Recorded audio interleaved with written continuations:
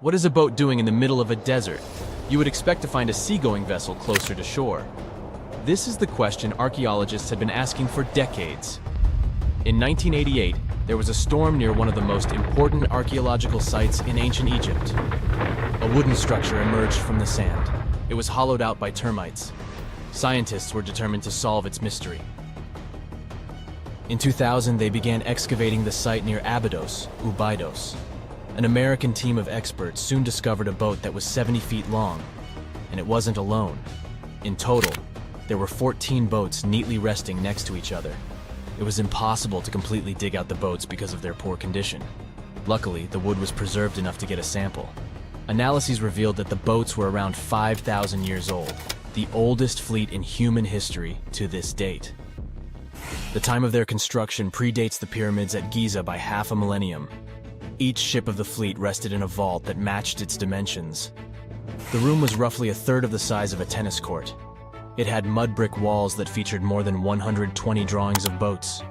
Ancient Egyptians incised them on whitewashed walls that were excellently preserved. Scientists have known about these mysterious chambers for well over a century. 1901, 1902. A British archaeologist, Arthur Weigel, stumbled upon a strange structure west of the River Nile. His team caught a glimpse of the interior walls. Sadly, a section of the roof collapsed, so they had to call off further exploration. Researchers abandoned the site, but its location remained on the maps. The boat's position first led scientists to think that they rested on a bank of the mighty Nile. But there was a problem with this theory. Today, the river flows almost 7 miles west of Abydos. Further studies of the surrounding terrain showed the Nile didn't change its course throughout history. Also, if the boats floated near a dock, they would be in unstable positions. The 14 vessels at Abydos were perfectly parallel to each other. There was only one conclusion possible. Someone had deliberately placed them like that. They must have gone through a lot of effort. Each boat had enough room for up to 30 rowers. These vessels could really float. They weren't models, but scholars still don't know if they actually sailed any body of water in ancient Egypt. This doesn't diminish the importance of the find. Previously, archaeologists found only small-scale models. In King Tut's tomb alone, there were 35 boat models. For a long time, these figurines were the only clues as to how ancient Egyptian vessels looked like. The boat's design confirms that they were the real deal. They are the earliest surviving examples of something called built boats. Ancient people constructed primitive vessels by hollowing out large tree trunks. The alternative was reed that was tied together to form a raft. The boats at Abydos had planks tied together. This was a major breakthrough in shipbuilding.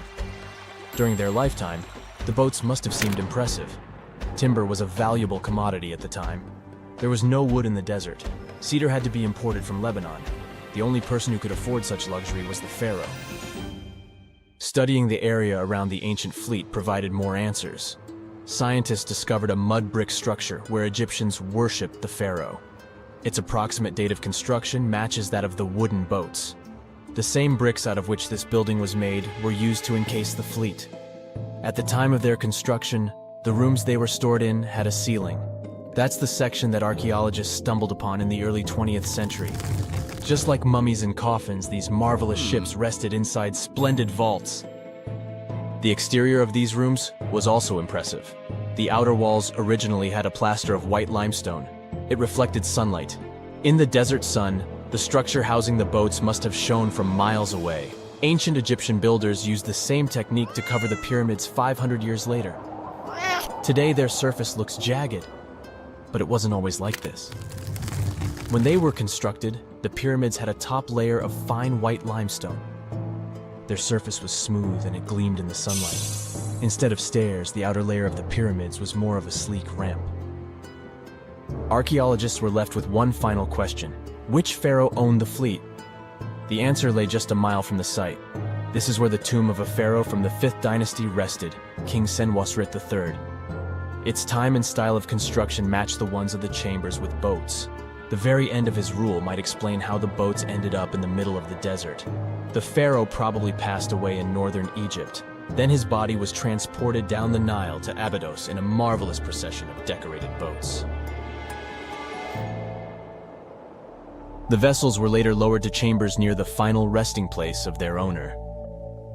This had a symbolic meaning. In the ancient Egyptians' belief system, ships played a key role. Their supreme deity was Ra. He traveled through the sky during the day in the form of the sun. At nighttime, he sailed through the netherworld in a solar boat. The pharaoh identified himself with Ra. That's why he needed boats in the afterlife. That was the only way to regenerate himself. Just as the sun rises every day above the horizon. This belief existed for thousands of years. The more famous Pharaoh Khufu also had a ship. Scientists found it in 1954 next to his pyramid at Giza. It is some 4 centuries younger than the fleet at Abydos, but Khufu's ship was almost 2 times longer.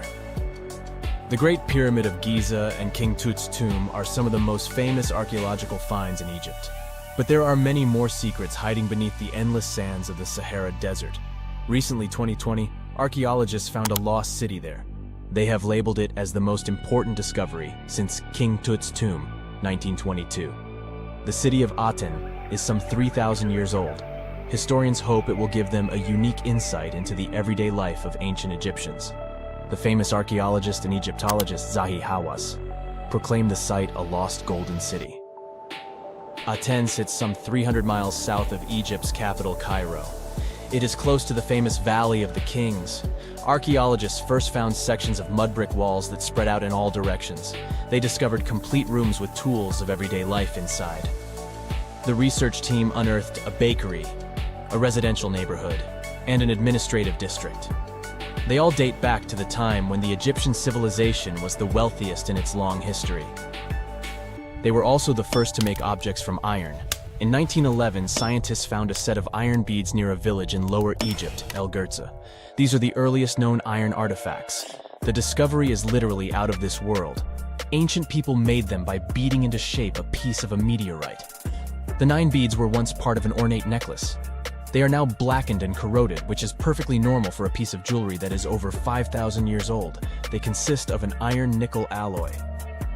Researchers were impressed by the skill of ancient jewelers who processed the beads. Their craftsmanship is more impressive when you think that they didn't know the stellar origins of the material. The Great Pyramid of Giza also has a remarkable feature. An international research group investigated the electromagnetic response of the structure to radio waves. They found that the pyramid has the ability to concentrate electromagnetic energy inside it. This occurred inside its chambers as well as under the pyramid's base. It contains an underground, unfinished chamber. It seems that the electromagnetic response is connected with the properties of limestone, the Great Pyramid's main building material. The research results might have a practical application. The way solar cells and nanosensors function could be improved by this remarkable find. A ship filled with gold and other treasures worth over $13 million was found in the middle of the Namibian desert after almost 500 years. The worker who found it was actually looking for diamonds, but ended up with something way more valuable for history. There were some blocks of copper, some wood, pipes, and elephant tusks. The miners called for an archaeologist, who soon realized it wasn't a disturbed beach like they thought, but a shipwreck. All evidence showed that it was a Portuguese trading vessel, Bom Jesus, that went missing in the 16th century. Experts believe it was a special kind of ship that was bigger, stronger, and better than older ships from Portugal and Spain. These ships were built to take Portuguese explorers on long trips to distant places like India, China, and Japan, and come back with tons of cargo. The Bom Jesus was likely carrying treasures from Lisbon, Portugal, to Western India. But it looks like on its way around the southern tip of Africa, near Namibia, a big storm pushed the ship too close to the shore. The ship hit a rock, tipped over, and broke apart, sinking into the ocean. Archaeologists found treasure from the captain's chest under the water, which probably fell out when the ship's wooden hull broke. They also found pieces of the ship scattered along the shore, likely from the violent storm and later by construction in the area. The storm must have been very fierce, but they didn't find many bones, which means most of the crew may have survived or were lost at sea. The ship was split into 3 sections and incredibly well preserved. thanks to the thick layers of sand that covered it and prevented rot. Archaeologists who studied the wreck discovered over 40 tons of cargo. There were cannons, swords, blocks of metal like lead and tin, fabrics, and tools that sailors used to navigate the stars while traveling across the ocean. The most exciting discovery was 1,845 copper ingots, weighing as much as 16 to 17 tons altogether. Those copper ingots, or pieces of pure metal, are still in great condition because the hull of the ship and layers of sand protected them from ocean water. The scientists even managed to read the trademarks on them on site and learned they were made by a super wealthy German trading company. There were also more than 2,000 shiny gold and silver coins from different countries, and 105 enormous elephant tusks weighing about 2 tons. The tusks were likely supposed to become luxury items, like jewelry or carvings at the destination. Archaeologists took some DNA samples from the tusks and found that they came from West African forests and savanna elephants. Researchers were lucky that the ship was found in a restricted diamond mining area. No scavengers were able to get their hands on the treasures. The Pyramid of Giza remains the oldest and most valuable shipwreck that was ever discovered off the western coast of sub-Saharan Africa. Another shipwreck recently found by accident was buried under a 10-foot tall sand dune near the Caspian Sea. Some people call it the world's largest lake, and it has water levels that rise and fall over time because of the changes in weather patterns. These changes can move sand and uncover things like this shipwreck and other treasures along the coast.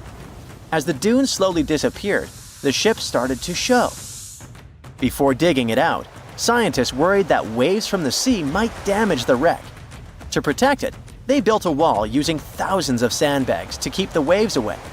When the ship was uncovered, they discovered it was a 3-masted, 92-foot-long merchant ship with a strong double hull. Wood samples showed the ship was built in the 18th to 19th century using trees like Scots pine, spruce, and larch from the Volga River area or the Caucasus. They even found buckwheat and plants from the same region, which were probably traded or used to feed the sailors. It proves that the ship was part of a group of merchant ships that once sailed the Caspian Sea. An amateur fisherman who was 20 feet under the sea off the coast of Turkey noticed some huge metal remains. He had an underwater camera, so he made footage of the discovery and took it to scientists. They immediately started an investigation and learned that it must be a shipwreck from the first decades of the 20th century. It could be one of the Ottoman Empire ships that had an important mission to deliver supplies, but disappeared without a trace. Scientists got permission to study this Black Sea wreck in detail to learn more about its mysteries. They're hoping to find its shipyard documents to find some answers, as the ship itself is in terrible condition and is tricky to work with. Robot submersibles that belong to an oil and gas company noticed hundreds of intact ancient storage jars sitting on the seabed in the eastern Mediterranean. Experts think those jars are 3,300 years old. This makes the find the oldest shipwreck from the deep sea. The jugs were probably used to store oil or other agricultural products like fruit. This proves that the people who made them organized maritime trade and had incredible navigational skills. It looks like the ancient mariners managed to traverse the Mediterranean Sea without a line of sight to any coast. All they could see was the horizon, so they must have used the sun and other stars to find their way. Off the coast of Sicily, under 20 feet of sand and rock, archaeologists found a shipwreck so old that they aren't even sure what materials were used to build it. They think the ship is from the 5th or 6th century BCE, which means it's over 2,500 years old. This ancient ship wasn't alone. Researchers also found 2 iron anchors shaped like an upside-down T from around the 7th century of the Common Era, and 4 stone anchors from prehistoric times nearby. One of the stone anchors was broken and may have had wooden pieces attached to help it hold on to the seafloor. They figured out that the ship itself was built using the on-shell technique, The wooden planks of the ship were connected so tightly that they could support the ship on their own, with extra beams added just to make it stronger. Sadly, the ship's wooden hull is very fragile now because tiny sea creatures that eat wood have damaged it over the years. Scientists are being extra careful as they study it to make sure it doesn't fall apart. This discovery is such a big deal because it was built during a time when Sicily was super important for trade. Back then, the Greeks and Punics were trying to take control of the seas long before Rome became the ruler of the Mediterranean. By studying this ship, scientists hope to learn more about how people traveled and traded in those ancient times. One more shipwreck, this time off the coast of Kenya. Could be from Vasco da Gama's final voyage. This Portuguese explorer was the first European to reach India by sea around the Cape of Good Hope. Local fishermen discovered the shipwreck in question in 2013. When an underwater archaeologist came to check it out, he found some treasures at the spot: elephant tusks and valuable copper ingots. If this find really has to do with Vasco da Gama, then it must be from the 16th century. It was the year of his third and final voyage to India.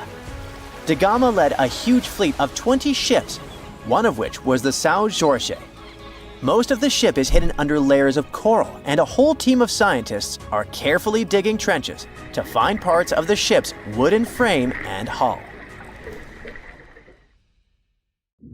A Portuguese archaeologist just discovered a bunch of sunken ships filled with gold, including a Spanish galleon with 22 tons of gold and silver. This much gold today is worth about $2 billion, and this is the money from one ship alone. Archaeologist Alexandre Monteiro made this discovery almost by accident.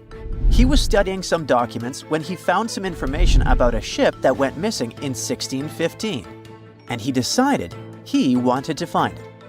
After many years, Alexandre found not just this specific ship, he actually discovered 8,620 shipwrecks in the waters of Portugal alone. Out of this number, 250 are gold-filled shipwrecks, a discovery that would make any Jack Sparrow shake in his boots. Most of these ships went down for boring reasons like the weather, but sometimes they were destroyed in battles, which may or may not have been super epic. They were carrying gold and other treasures from the New World to Europe, and of course, everyone wanted a share. Alexandre had been studying historical shipwrecks for 30 years now, so he has discovered many ships that went down in somewhat glorious ways. In 1816, for example, a ship of one of the richest men in Portugal sank in Australia with an insane amount of 66,000 silver coins. This was the first ship from Portugal to ever plunge in the waters of Australia. The bad news is that these ancient sunken vessels, filled with riches and epic stories, are not so easy to reach. They're deep down in the ocean and covered by sand. You could still try, but that would be stealing part of a country's history. And you wouldn't want to be that person, would you? Naturally, Portugal was not the only country that explored the seas back then. The coast of Europe is packed with sunken ships filled with gold. In fact, there are about 1 million historical shipwrecks underwater right now, and the treasures abandoned under the sea might be worth around $60 billion. It's an insane amount of money, but let me tell you that these gold-filled sunken ships aren't really worth the hassle. There are many stories of maritime treasure discoveries that turned into insane lawsuits and even long jail time. Our first story starts in 1746, when a violent storm crashed a ship called Prince de Conti near an island in Brittany. The ship was filled with tea, ceramics, and 100 gold ingots. Of course, the owners of the ship tried to save the loot, but if it's not easy now, imagine how it was back in the 18th century. It took more than 200 years for the vessel to be found. It finally happened in 1975, when a group of French men discovered it and decided to take pretty much every valuable thing they could find. Now, I said these things were not worth the trouble for a reason.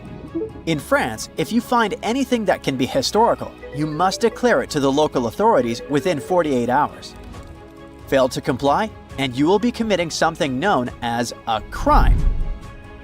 To be fair, our French friends here did declare their findings, but only the corroded cannons from the ship.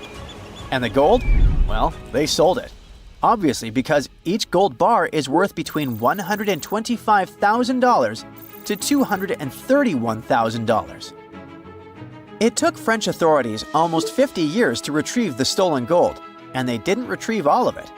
Part of it was bought by an elderly couple living in Florida, and the crime is so serious they were charged for connection with money laundering, organized crime, and the trafficking of cultural goods. The poachers also sold some gold ingots to the British Museum collection. Now, let's go back to the 1850s, when a steamer called SS Central America traveled from Panama to California and back again.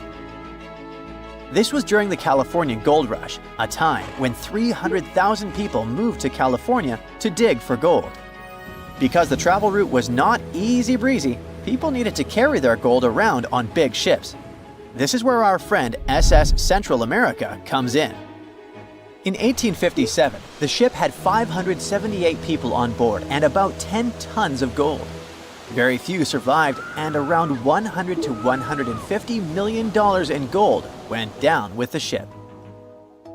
All of this explains why in 1988, a group of investors from Columbus decided to finance a research project to find this ship. The research was led by a guy named Tommy Thompson.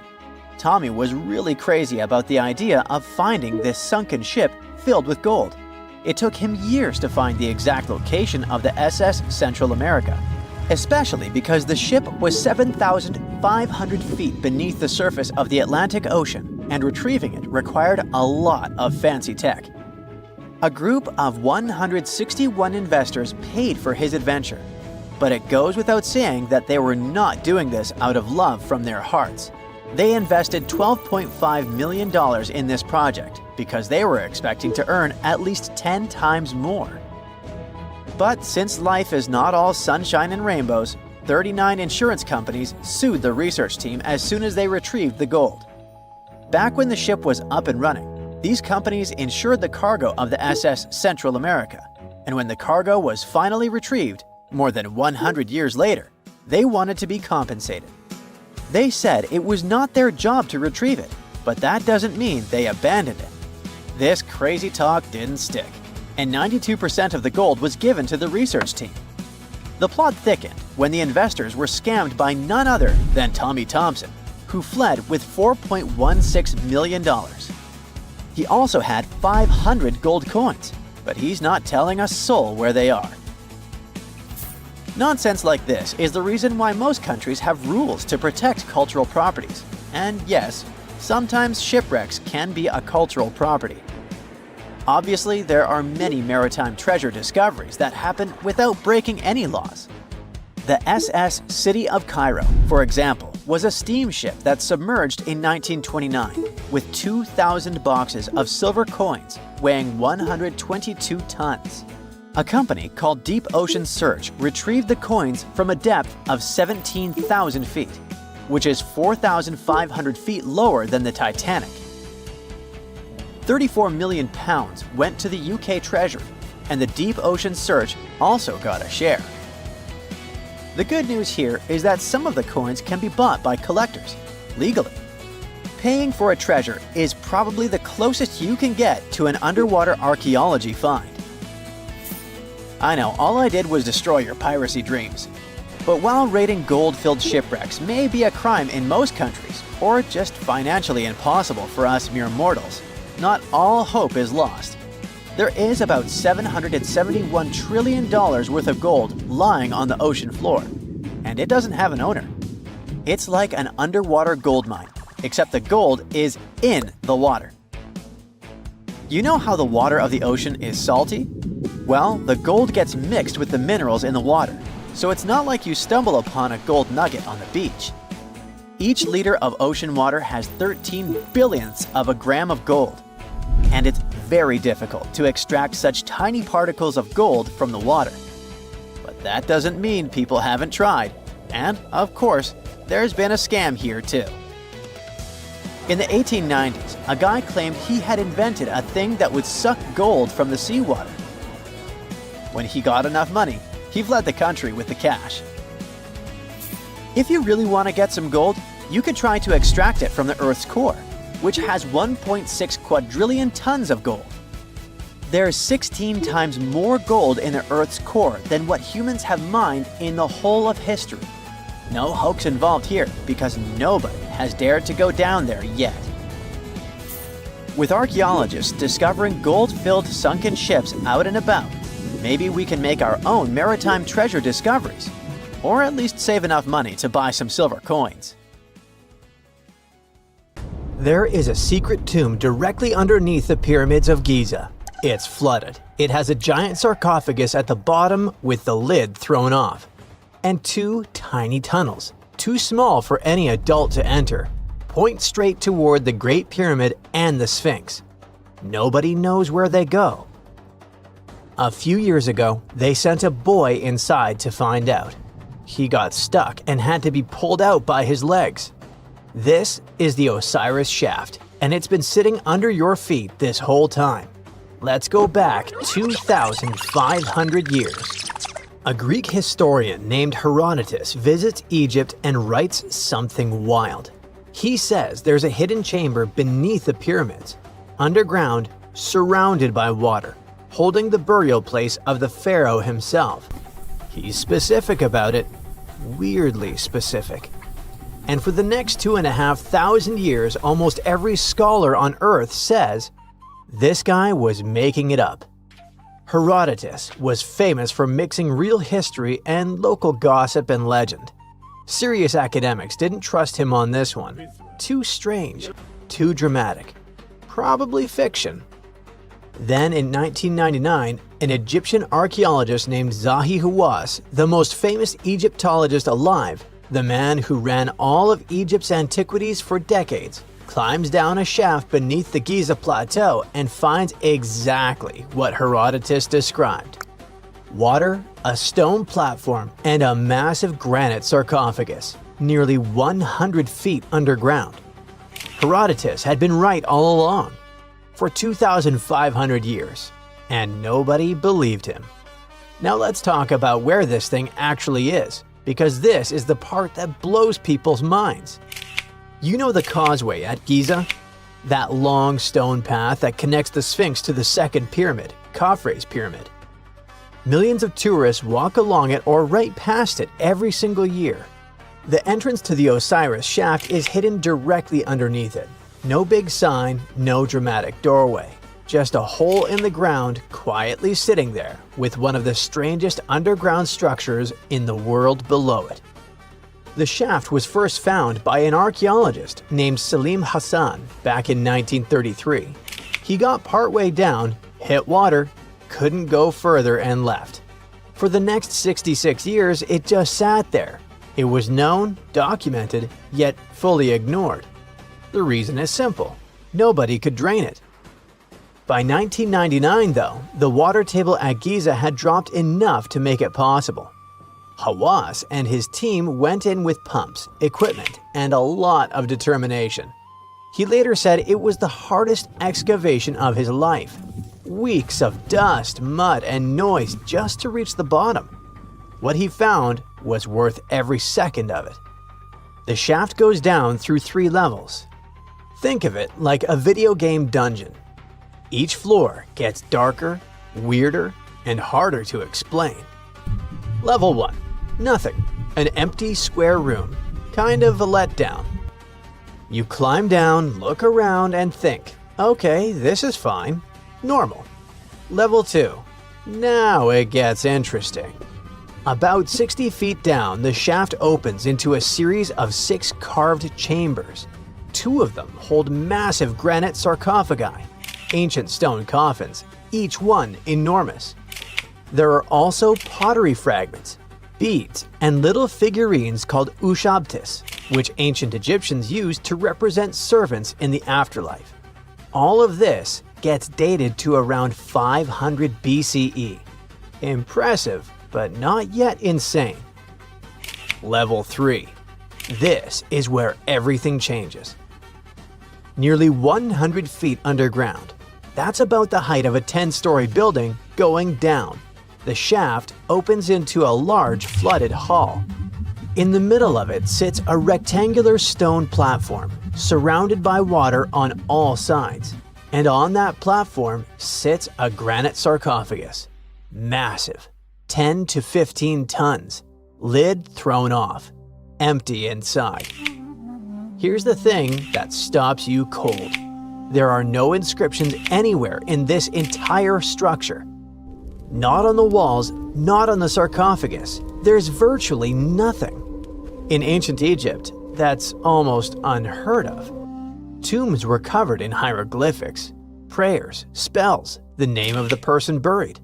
This place has total silence, like someone deliberately left it blank, except for one thing. When Hawass moved the lid of the sarcophagus, he found a single hieroglyph carved into the floor beneath it. Just one word. Per. It means house. That doesn't sound like much until you know that the entire Giza Plateau was known in ancient times by the name. Well, I nailed it with per, but this one will just be on the screen. This phrase translates to the House of Osiris, Lord of the Underground Tunnels. Osiris was the Egyptian god of the dead, the ruler of the underworld, the one who controlled what happened to you after you died. And Rostam, the last part of the name, specifically meant the underground passages beneath the plateau. So this wasn't just a tomb. It was built to be Osiris's house, a symbolic entrance to the underworld, sitting beneath the most powerful religious site in all of ancient Egypt. Hawass named it the Osiris Shaft because of exactly this. It matched Herodotus, it matched the ancient name of the plateau, and it matched the mythology perfectly. He called it his favorite discovery, the most exciting work of his career. But here's the part nobody talks about enough. After the burial chamber, there's a narrow corridor heading east.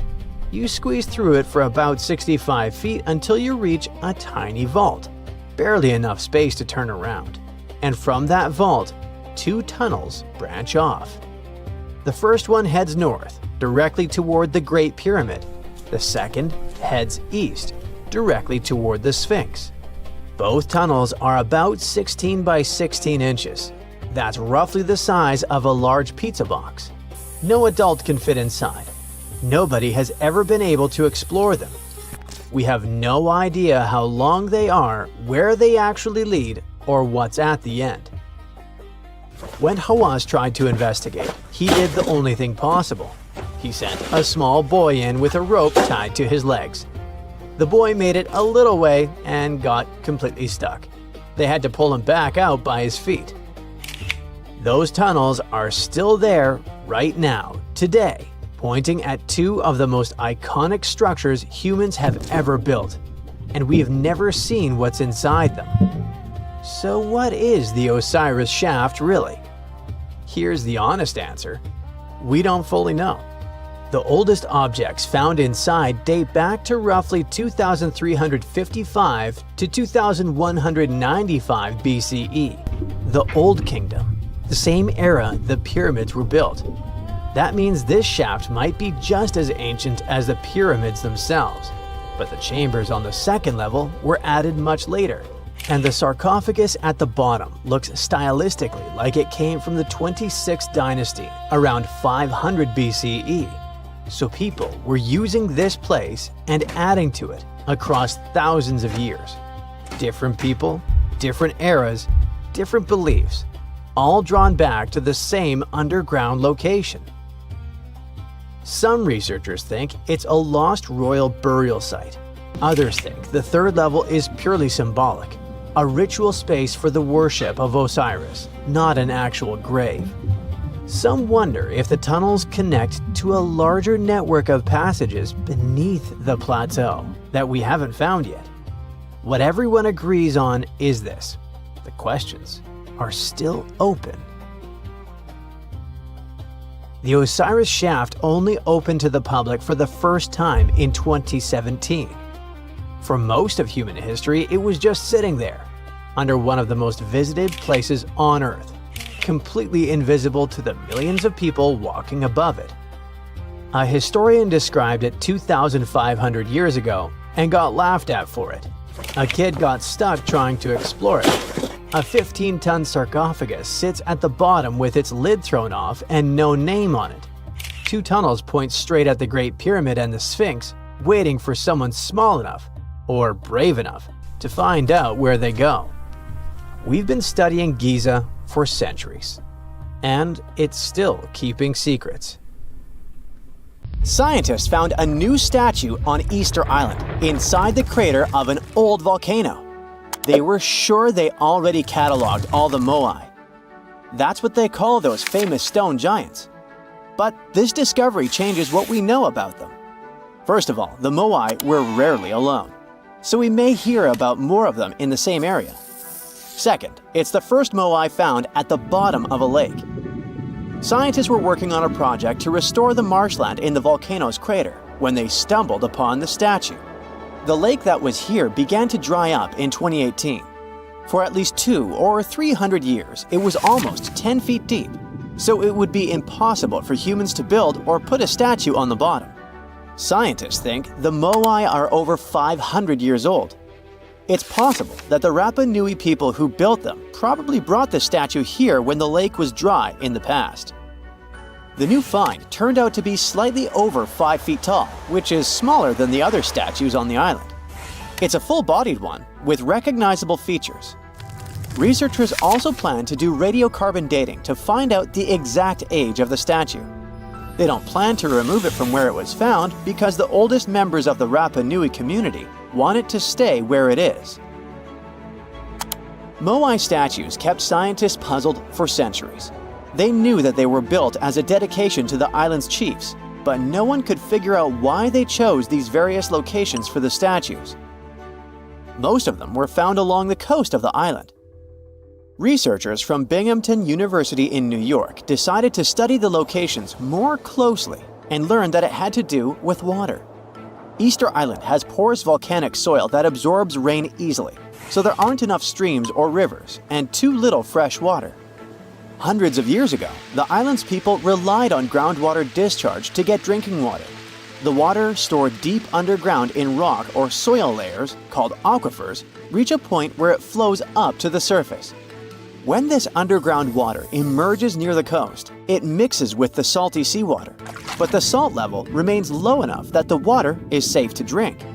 The islanders used to collect this water directly from the spots where it flowed out. And it looks like that's why they built the moai along the coast, right near their most important water source. The main bodies of most of the statues were made of volcanic tuff from a local quarry in what used to be a volcano.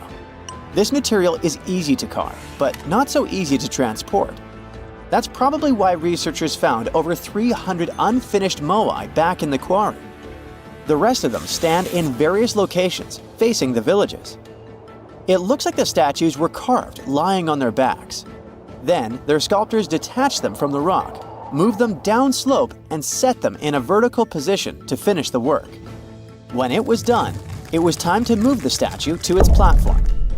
And we're talking about moving statues that weighed around half as much as a single-story, unfurnished house without a car or any modern equipment for 3 miles. The locals must have invented some original transportation method. Scientists tried to recreate it and pulled moai replicas on wooden sleds. They thought someone would have used palm trees for that purpose, but this theory has been debunked. The most successful experiment so far was wielding ropes to rock the statue down the road in a standing position. This sounds legit, because the local Rapa Nui legends mention that the moai walked from the quarry. And of course, they needed a good road to get there. In the early 20th century, researchers Catherine Rutledge found an 800-year-old road network on the island. It was a bunch of pathways around 15 feet wide going from the quarry. She thought that those roads were ceremonial and not built just for the statues. She wasn't a famous scientist back then, so others mostly ignored the theory. Several decades later, famous Norwegian adventurer and archaeologist Thor Heyerdahl published his theory. He mentioned that the roads were there exclusively to transport the moai, and some of the statues were dropped along the way for some reason. But in 2010, researchers found that the statues reached their final destinations because they were all set on hidden platforms. The road floor was U-shaped, so pulling massive statues along them wouldn't be easy. You can still find roughly 15 miles of these roads on the island and see them from satellite images. Scientists used to believe that the Rapa Nui people made Easter Island unlivable and ruined their own civilization. But a new study that used remote sensing data and machine learning says that the island's population didn't grow too big and collapse. Instead, the islanders figured out how to live in this challenging place and kept their population small and steady for hundreds of years. Researchers found amazing rock gardens as proof for this new theory. Easter Island, or Rapa Nui, is one of the most remote places on Earth where people live. It's surrounded by the Pacific Ocean. Central Chile is 2,200 miles to the east of it, and French Polynesia is 2,600 miles to the west. The island, which is 63 square miles in size, is made entirely of volcanic rock.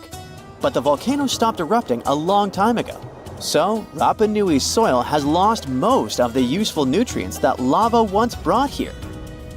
It's also drier than tropical islands, and its deep waters made fishing much harder for the settlers, as there's no shallow lagoons or reefs to fish in. So, the islanders came up with a smart farming method called rock gardening to survive here. They spread rocks of different sizes over the soil and planted crops like sweet potatoes and taro between the rocks. The rocks protected the plants from harsh winds and salty air and helped regulate the soil's temperature. They also slowly released minerals into the soil, so it became healthier for growing food. Some islanders still use these gardens, although they don't produce a lot of food. People in places like New Zealand, the Canary Islands, and the US Southwest have used similar techniques to grow crops in uneasy environments. While scientists are solving Easter Island mysteries, the island itself is teaching them something new about how the Earth's mantle works. For years, they thought it moved like a slow conveyor belt, carrying tectonic plates along with it.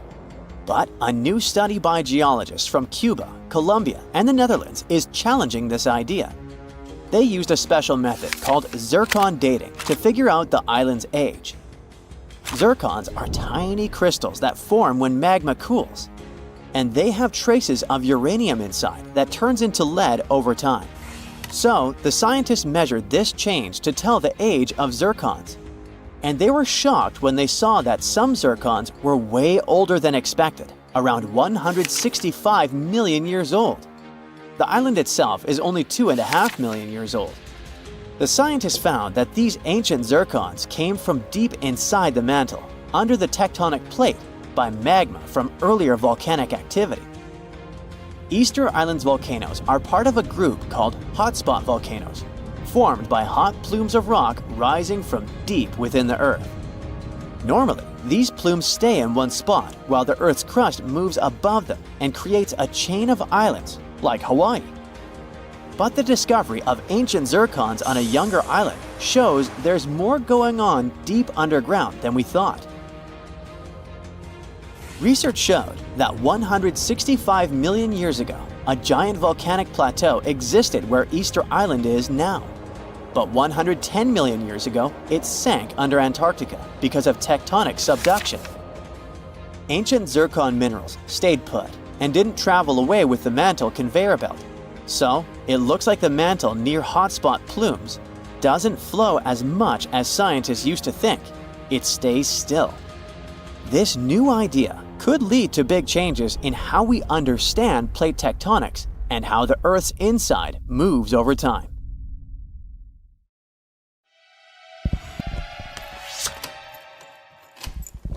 In Colombia, people saw a small round object floating in the sky which then fell to the ground.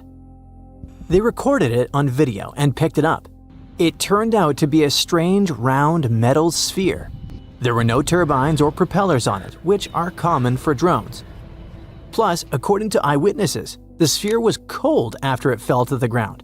It weighs only 4.5 pounds, which is twice as light as a bowling ball. But the most interesting thing is what was written on it. Unknown symbols resembling the runes and writings of ancient civilizations, like those from Mesopotamia. With the help of AI, a researcher managed to decipher the mysterious inscription, and this is what it read: "The origin of birth through union and energy in the cycle of transformation, meeting point of unity, expansion, and consciousness, individual consciousness." What? It sounds too philosophical and fanatical, but what do you think?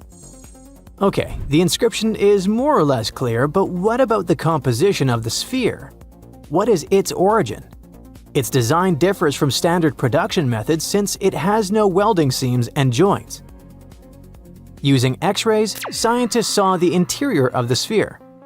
It turned out that the sphere consisted of 3 layers and had 9 to 18 microspheres inside, depending on different sources. All of them were located around the core.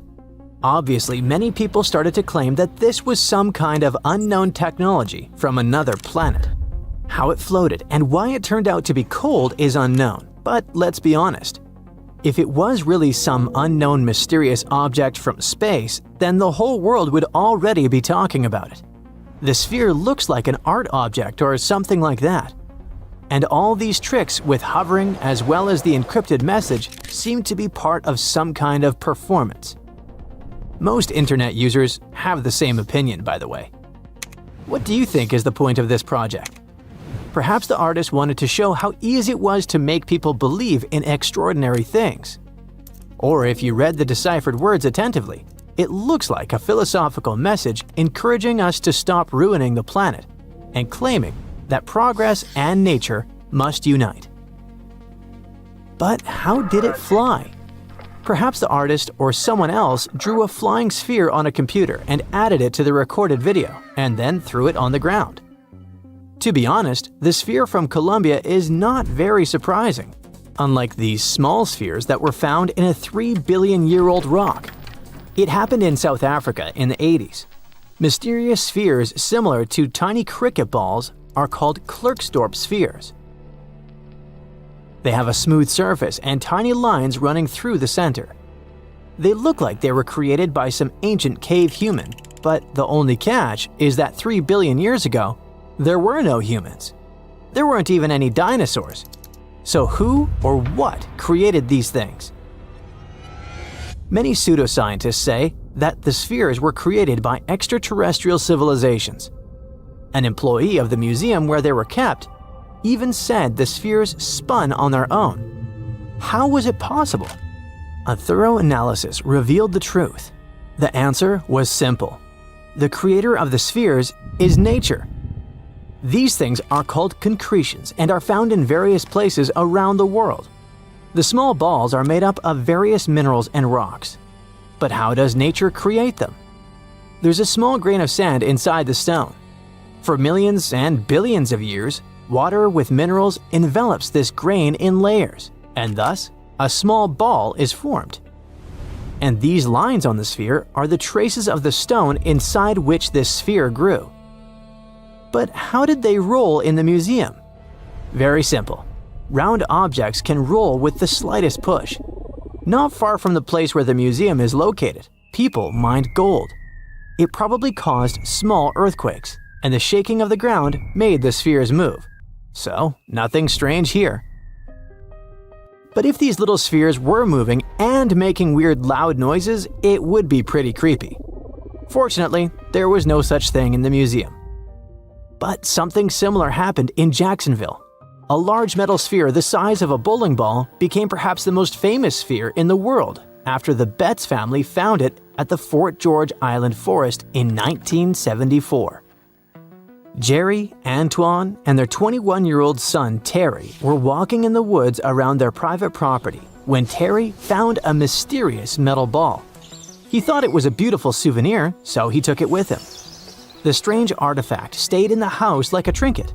No one paid any attention to it until Terry started playing guitar. At that moment, the sphere rolled on its own. Or not. You'll find out later. It changed direction and stopped, then vibrated and made a high-pitched sound that made dogs whine and cover their ears. All the family members immediately realized that this was something bizarre. One of the first people the Betts family told about the sphere was a radio host who loved mysterious stories. It's worth noting that in the 70s, the topic of extraterrestrial civilizations was very popular. Therefore, Betts' sphere became a superstar very quickly. The radio host confirmed that the sphere was behaving quite strangely. Then, another person did it. After that, the family started inviting journalists to the house. Stories about the Betts sphere spread throughout Jacksonville, and very soon across the country. Newspapers wrote about the extraterrestrial origin of the sphere. Journalists interviewed the members of the Betts family. People seemed to be going crazy because of this story.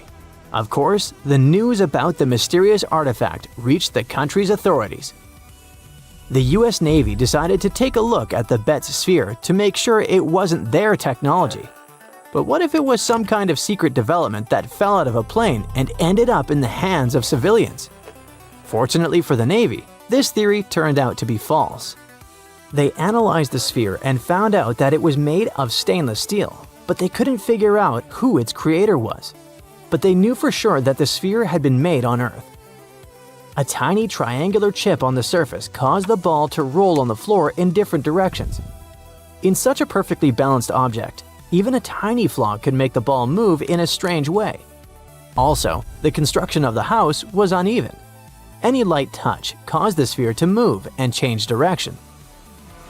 The US Navy soon revealed the origin of this mysterious object. It was a large ball bearing that was used as a ball check valve in the pipeline system of a chemical plant. Sometime later, news broke that another similar sphere had been found. It turned out to be part of a valve used in a paper mill. Over time, other details turned up. An artist from New Mexico collected various kinds of scrap metal to use in creating sculptures. He told reporters that he had once loaded a ball check valve onto the roof of his bus and drove through the Jacksonville area in 1971. A few balls fell out. Perhaps one of them rolled off into the woods where the Betts family found it. That's the whole story. No magic or extraterrestrial technology. But despite all these investigations, the Betts sphere still remained famous. People called the family 24 hours a day. Journalists came to their private property to see the sphere. Of course, the family was tired of such popularity. Telling reporters the same things about this sphere over and over again was not the most fun activity. At some point, the members of the family stopped discussing it. In an interview, Jerry Betts said that all this popularity had suppressed the family. They were no longer engaged in investigations related to the spheres, so the exact origin of this thing was not proven. But as you've already heard, the theories seem to be quite true.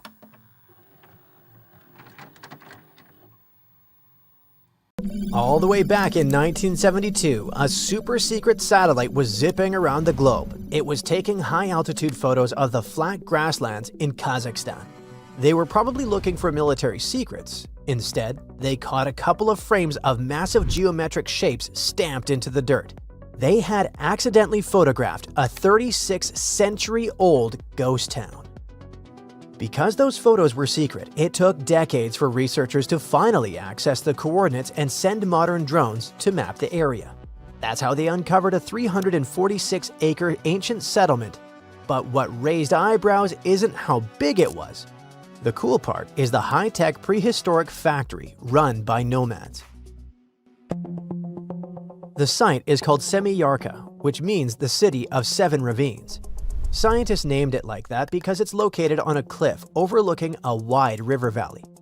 It dates back to roughly 1600 BCE. At that time, the Eurasian steppe was basically a 5,000-mile flat belt of grass. The people living there were the ultimate minimalist campers. In this part of the world, large-scale farming is hard. Not impossible, just incredibly hard. It's much easier to befriend cattle and move when they're running out of food. Basically, nomads relied completely on herds of sheep and horses to survive. but if you keep a massive herd in one spot, they will chew the grass down to the dirt eventually. That gave humans a simple choice: strap everything you own on an animal and follow fresh grass. Their food came straight from the animals as well. They lived on meat and fermented mare's milk, a sour, slightly alcoholic drink created by allowing horse milk to ferment in leather bags. But for some reason, builders in Semiyarka decided to stay. They settled on that cliff to build a heavy manufacturing plant right in the middle of the Bronze Age. It's when humans finally stopped hitting things with rocks and started melting metal. Bronze is not a single metal, it's a mix. The most useful kind was often copper mixed with tin, because that mix makes tools harder and helps them keep an edge. The timeline of technological progress around the world is almost random. While the residents of Semiyarka were firing up their metal ovens, the Egyptian pyramids had already been standing for 1,000 years. So what did the Semiyarka factory actually look like? We are way too early in the timeline for conveyor belts and brick chimneys. A Bronze Age metal shop was basically an outdoor dirt lot. It was noisy and covered in soot. It's fair to assume it smelled terrible. Charcoal smoke, burnt wood, melted metal. Probably not that different from a modern factory without AC. If we could take a walking tour, we would see scorched ground and broken clay everywhere. Workers kept all that loud work confined to the southeastern edge of town. They were highly organized. Archaeologists are certain this was a dedicated factory because they found two very specific things: crucibles and slag. A crucible is a heavy-duty clay cup specifically designed to survive sitting inside a 2,000-degree fire. Slag is the ugly, glassy garbage left behind after you pull the useful metal out of a rock. You cannot make slag by accident. It only forms when you intentionally melt metals. But what were they making here? Creating bronze was the ultimate survival upgrade for that time period. If you try to chop down a tree with a pure copper axe, the blade will bend like a cheap spoon.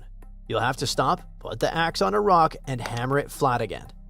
By adding a little bit of tin causes a chemical reaction that locks the metal atoms in place. The final product is incredibly hard. Many of the passing nomads drove massive wooden wagons roughly the size of a modern mobile home. They had solid wood wheels and required teams of oxen to pull them.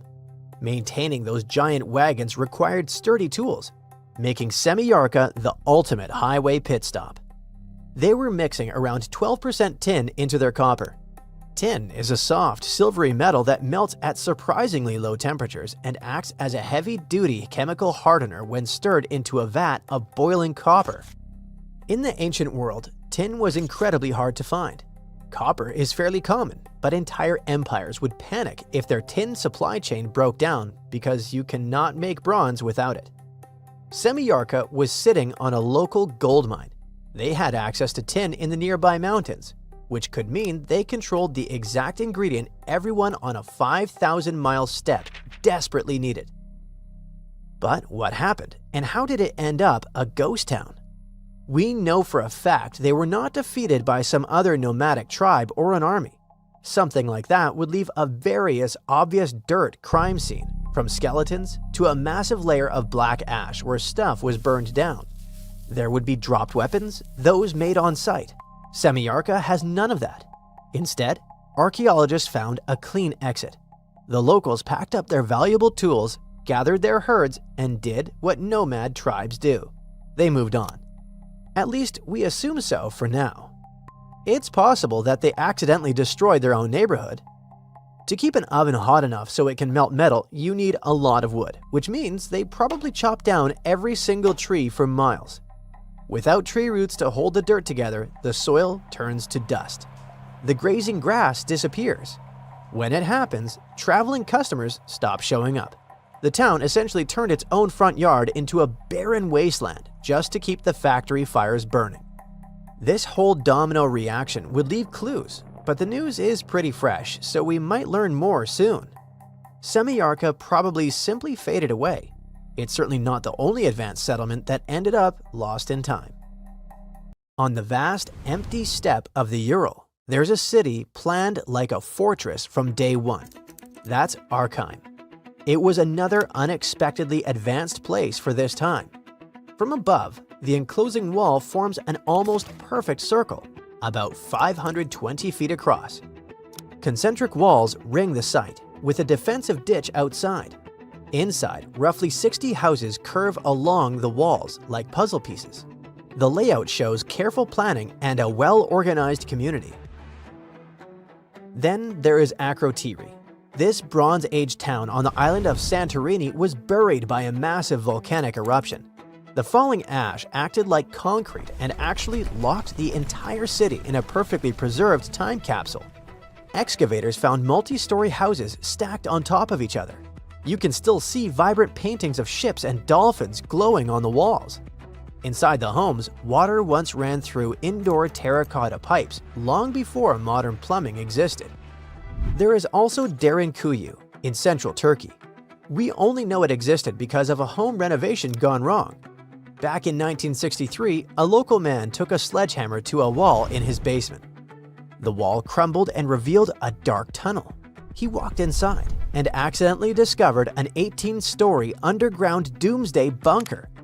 It was a massive labyrinth carved out of soft rock, designed to hide 20,000 people.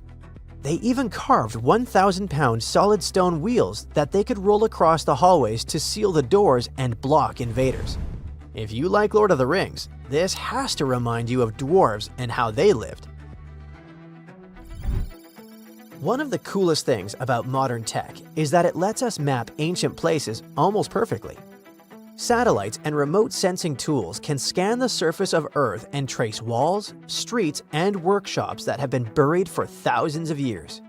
Once we have that map, we can rebuild the site digitally and even walk through it in a virtual model.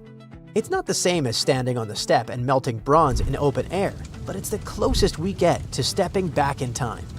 There are still countless vanished hubs waiting to show up on the next scan. Who knows what your neighborhood will look like in 3,600 years? Imagine you've booked a tour through the jungles of Costa Rica. All of a sudden, you stumble upon a huge stone sphere, nearly the length of a king-sized bed in diameter. How on earth did it end up there? And what does it symbolize? You immediately ask your guide. He's not as amazed as you are and tells you that there are actually several hundreds of them scattered across the south of the country. The mysterious stone spheres don't have an official name. The locals simply call them las bolas, which means balls in Spanish, while historians refer to them as Diquiz spheres, after the culture that produced them. Scientists have studied the sediment layers of the Earth around them and estimate that the earliest were made around the year 600 CE, and the newest ones date to the year 1000 CE. Many of the spheres were relocated after their initial discovery, and that's why archaeologists can't date them precisely. The Diquiz culture completely disappeared shortly after they were discovered by the Spanish in the 16th century.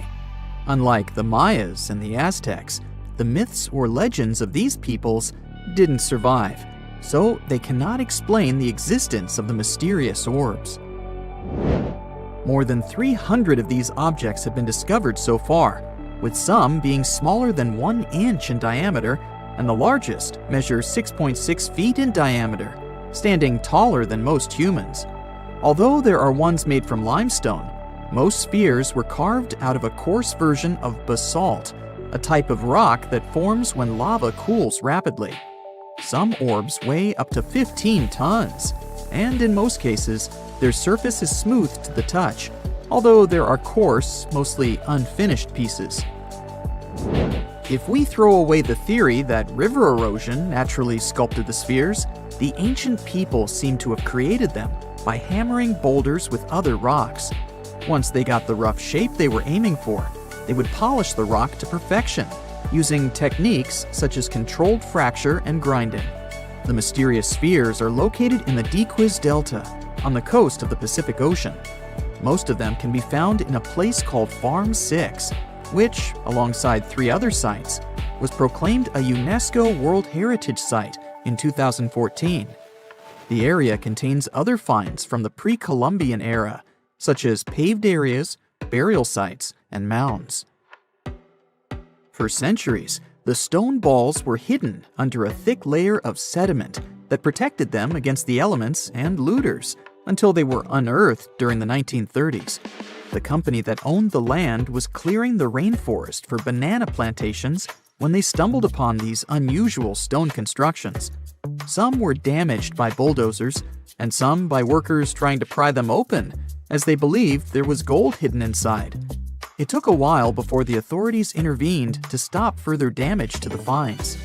Doris Stone, the daughter of an executive of the company that owned the land, was the first to study the spheres. In 1943, she published an article in a leading American archaeological journal, turning the world's attention to the orbs. Expeditions soon followed, and archaeologists were immediately able to determine that the stone formations were human-made, probably created by the ancient indigenous population of Costa Rica.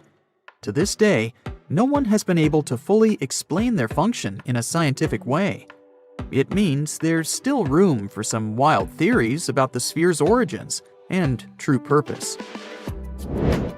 The most popular theory in the scientific community is that the stone spheres served as decorations and status symbols, as many of them were found near the houses of chieftains.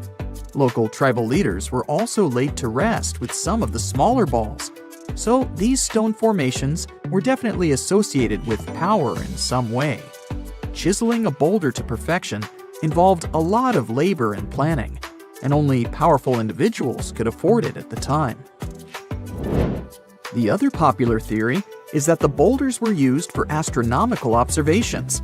Individual spheres represented stars or planets, like a primitive map of the night sky. Since they were perfectly round, it was easy to roll them around. Before the jungle engulfed them, the area where they were found was a flat alluvial plain, ideal for rolling large boulders around.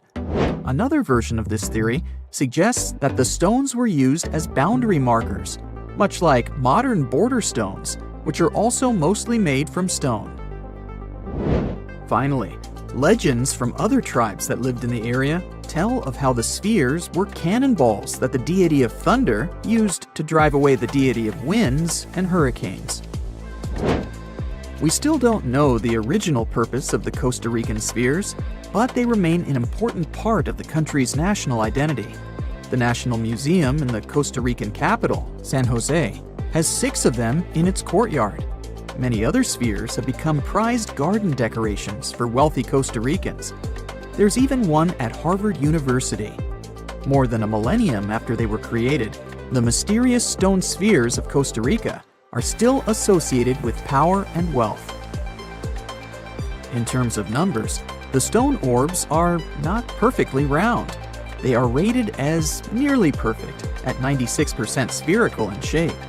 And while even that is pretty impressive, the spheres of Costa Rica are not the only ones of their kind.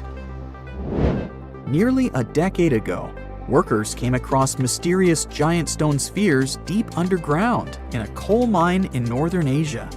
The surface of the spheres, which measured a little over the length of a human footstep in diameter, was unusually smooth, and people tried to explain it somehow. Some were certain they were out of this world, and others suggested the spheres were actually petrified dinosaur eggs. Scientists quickly put an end to further discussion, as it turned out that the mysterious spheres were concretions. Those are rock formations that take millions of years to form deep underground. Think of a pebble that picks up snow as it rolls down a hill. That's how concretions are made.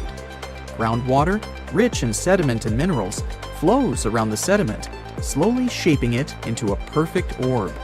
The process is quite common in nature, but most concretions are fairly small. The spheres found in the coal mine grew to their size in the mineral-rich ground, and they were big enough to get the press and the general public interested.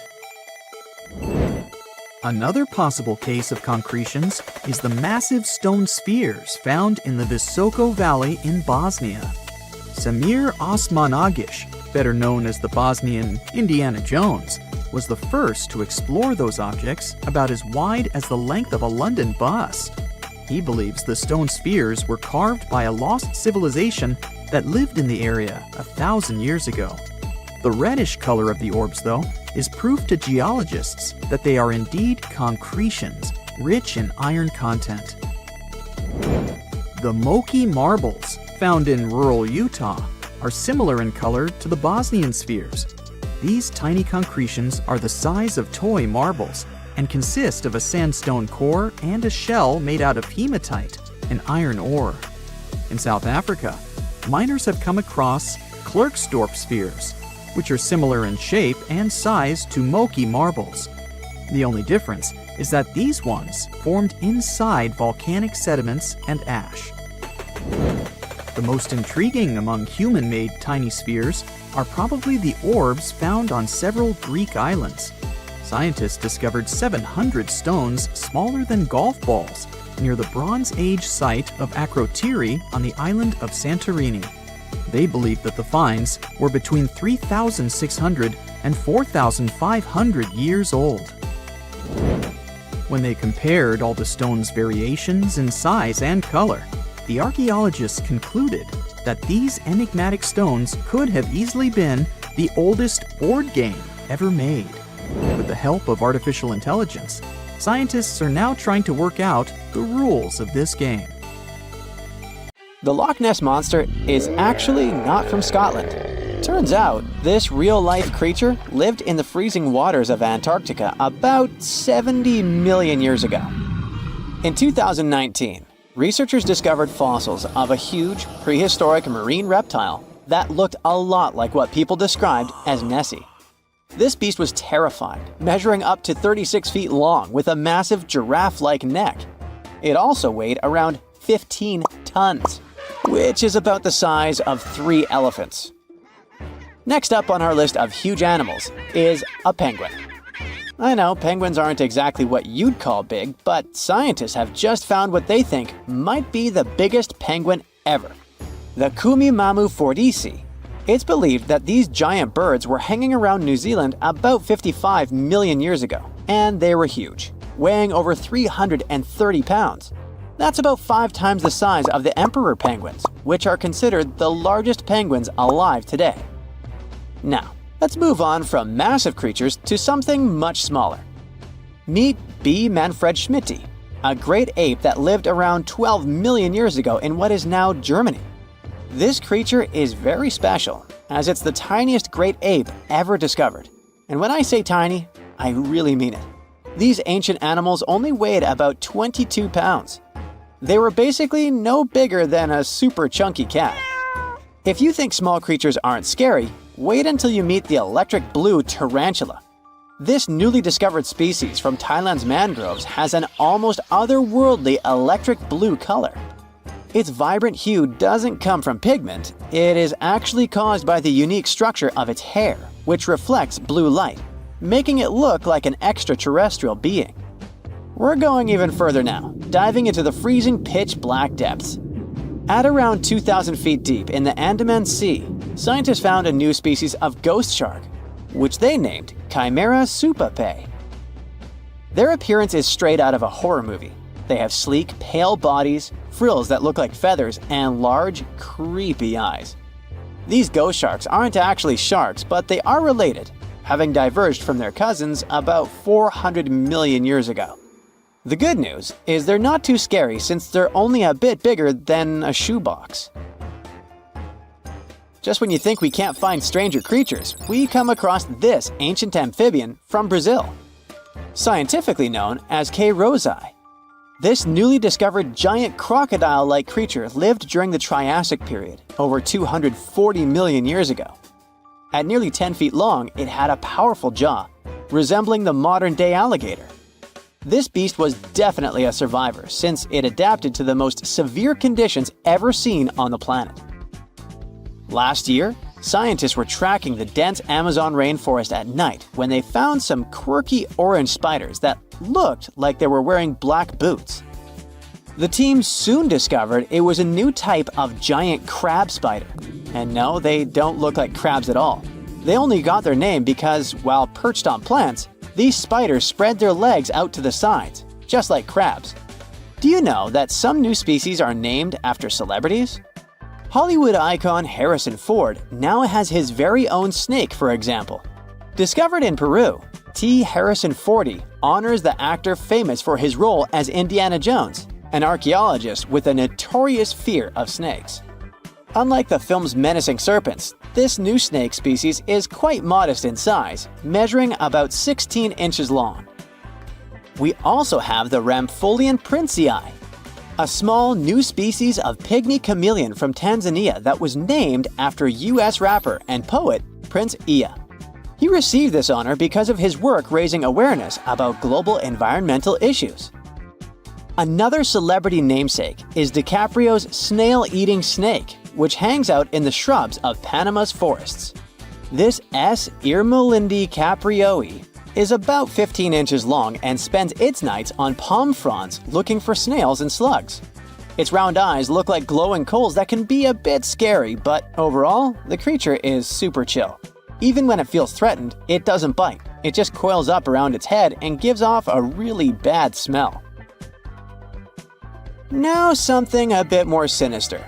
Meet Venomius tomhardii. Does that name ring a bell? Exactly. This new species of spider was named after Tom Hardy's portrayal of the infamous Marvel character Venom. And all because the black spots on the spider's abdomen reminded researchers of the famous anti-hero. Most spiders of this species were found in Australia at night, sitting in their elaborate webs in forested areas near the coast. When disturbed, these creepy crawlers often hide in silk-lined hollows in tree branches. We've also got something for the Lord of the Rings fans. In the vast and warm waters of the Amazon River, scientists have just discovered a new species of pacu.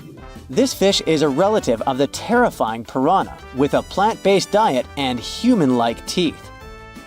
It was named Myloplus sauron because of a bold vertical black mark on its side, which reminded researchers of the fiery eye symbol of the villain Sauron from Tolkien's epic saga. Wait, is that a tanned capybara or a wild dog? Well, actually, it's neither. This is a newly discovered dwarf deer. This tiny creature, about the size of a basset hound, scurries through the forests of Peru. The combo of large eyes, stocky body, and short legs makes this animal simply adorable. This cute little deer is the complete opposite of what we've got coming up next. This bizarre-looking creature is what we believe the beast of 5 teeth might have looked like. Its fossils, found in Chilean Patagonia, showed that it lived during the age of dinosaurs, about 72 million years ago. This finding is just another piece of evidence that mammals had been roaming around that part of South America much earlier than we thought. Moving from the forests of South America to the deserts of Australia, we come across a sand dragon lizard, known scientifically as Tenephorus tayacalpa. With its sandy color and long, lean body, this lizard looks like it could star in a Dune movie. Discovered last year, this sand dragon lizard blends in perfectly with the hot sands of the Great Victoria Desert in southern Australia. For over 10 years, a large-eyed creature managed to hide from scientists who ventured into the mountains of southwestern China. But not this time. In 2023, the group finally managed to take photos of 7 frogs that didn't match any known species. They're now known as Leishan odorous frogs, a species that grows to be about 2 inches long and has small bumps all over their grass-green bodies. Off the coast of Chile, we have recently found a seamount nearly 4 times as high as the Burj Khalifa. Underwater mountains are usually home to beautiful life forms, like sponge gardens and ancient corals. But this Chilean seamount also hid a creature known as the flying spaghetti monster.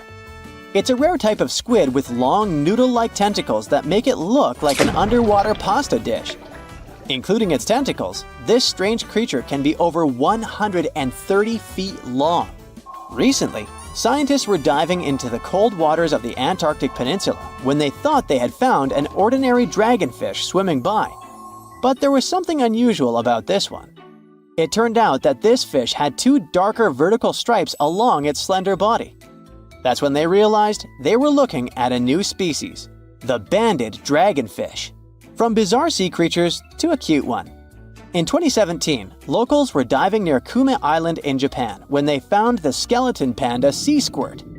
This deep-sea oddity quickly won people over with its look because its black spots actually resemble a panda bear's eyes and ears. At least if you have a good imagination. This unusual creature filters water to catch its food, and is yet another reminder of the ocean's hidden wonders. You're heading to Spain with a team of archaeologists to try to find some ancient artifacts. You get lucky and uncover one of the greatest treasures of the Iberian Bronze Age. Iberian refers to the Bronze Age culture of Portugal and Spain. So you find and unearth coins, jewelry, vases, vessels, and two pretty strange items. One is something like a part of a scepter, and the other resembles a bracelet. And you know what's strange about them? They're connected with space.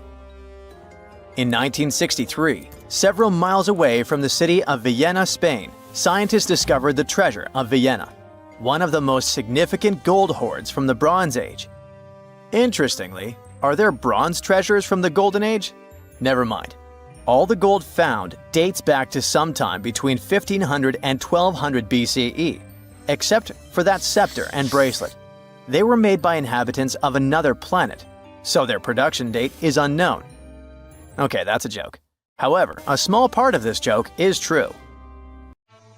When scientists studied the found gold, they discovered that those two items were made of iron. So what, you might think? Well, the catch is that in the Bronze Age, people didn't mine or manufacture iron. Work with this metal began around 850 BCE, about 400 to 700 years after the creation of the treasure of Vienna. How is this possible? A clue to this mystery can be found in ancient Egypt. In the tomb of Pharaoh Tutankhamun, an iron dagger was found, which was also made of similar iron. But this dagger was much more valuable than all the others. And that's because it was made from a space object, a meteorite. Yeah, that bracelet and scepter were also made of meteoritic iron. Its difference from Earth metal is that cosmic iron has a high nickel content, so it all makes sense. People from the Bronze Age couldn't mine iron from the deep bowels of our planet, but nothing prevented them from collecting iron falling from the sky. Just imagine how cool it is to have jewelry or a dagger made of material that has traveled millions of years through the vast expanses of space. Perhaps it even contains particles of an ancient extinct star. Today, these two artifacts from the treasure of Vienna are the oldest recorded items in the Iberian Peninsula made of meteoritic iron. Now, with everything in its place, you can turn your attention to all the wealth of the treasure of Vienna. It contains 66 items: bowls, bracelets, bottles, gold jewelry, 3 silver bottles, and an amber gold button. 22 pounds of ancient gold. People hid it, and only after 3,000 years we were able to discover it. This archaeologist's dream can be found in the Vienna Museum, where exhibits from different time periods are presented, from prehistoric times like 50,000 years ago to the present day. Items from the Iberian period, from the Roman period, from the Arab civilization. You can find not only jewelry and coins, but there are also remnants of columns, ceramics, and other architectural artifacts. The collection is considered one of the most important prehistoric treasures of Europe. And the coolest thing is that you can see it all with your own eyes for just €2, which is about $2. Go to Vienna, find the museum, and enjoy. Hey buddy, I heard you have a metal detector. Could you help me find a hammer I left somewhere in the field? Your old farmer friend asks. You take a metal detector and go searching, but instead of a hammer, you find hundreds, even thousands of silver coins worth $2 million. You're so happy that the farmer lost that hammer, and now you're rich. Stop! Considering that this land belongs to the farmer, would you tell him about the find or take it with you? In reality, neither of these options happened. In 1992, Eric Laws was helping a farmer search for a lost hammer in a field near Hoxne, Suffolk, England. The metal detector stumbled upon a hidden treasure, a huge one. There were silver spoons, gold jewelry, more than 500 gold coins, and about 14,000 silver ones. Eric Laws accidentally discovered the largest collection of gold and silver from the late Roman period in Britain. Unfortunately, or perhaps fortunately, He and the farmer didn't receive the treasure. It's now in the British Museum. Let's move away from the farmer's field to somewhere on the Mediterranean coast. Imagine you're a scuba diver. There was a strong storm yesterday, but now with the water calm, you dive in and discover the seabed covered with gold dinars. This story happened in 2015. The coins which the storm brought to the shore might have been minted even before the First Crusade that started in 1096. This collection is one of the most impressive archaeological finds in the world. All these treasures surely can make the heads of those who find them spin, but they end up in a museum. And that's a good thing, because such wealth can drive a person crazy. A metal detector and a diving suit helped people discover ancient treasures. What's next? How about a dog? Yes, it could be perhaps a great replacement for a metal detector, by the way. So in 2013, two people were walking their dog in Northern California on their property. Suddenly, they discovered a rusty can filled with coins minted from 1847 to 1894. There were about 1,500 coins, and they all were gold. Another chance for a carefree, rich future? Not this time. The find caused a lot of controversy among specialists. There was one version, according to which these coins could have been stolen from the US Mint. But later, the US Mint debunked this suggestion as they'd never had this gold in their storage. Anyway, it's interesting what the point was in hiding it all in someone else's yard. Some thief risked their freedom and life to get rich. When they succeeded, they just hid the coins as if they never existed. What a strange deal. Coins, jewelry, meteorite items, it's all cool. But let's end our video with something grand and epic. Archaeologists were conducting research near the Mediterranean coast of Egypt and discovered a treasure trove inside a sunken temple and sanctuary. Despite the waves, earthquakes, and seawater, the massive find was preserved in a not bad condition. The temple was built a very long time ago and collapsed in the middle of the 2nd century BCE. It was an important structure in ancient Egypt. People considered this place holy. Pharaohs came to the temple to seek help from the higher powers of Egyptian mythology to obtain titles for their rule. Titles of kings of the universe. For many people, this place was like the center of the universe, and now it lies forgotten on the seabed, almost ruined. Time spares nothing. Researchers found out the temple had been part of an ancient port city.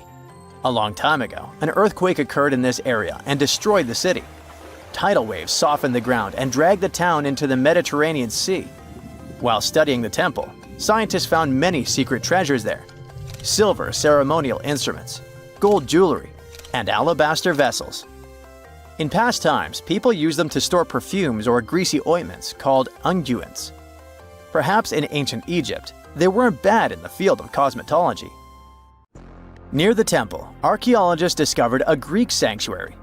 Apparently, the Greeks living in Egypt or coming here on business wanted to pay tribute to Aphrodite, so they created a small building in her honor. In that place, archaeologists found bronze and ceramic artifacts from different cultures.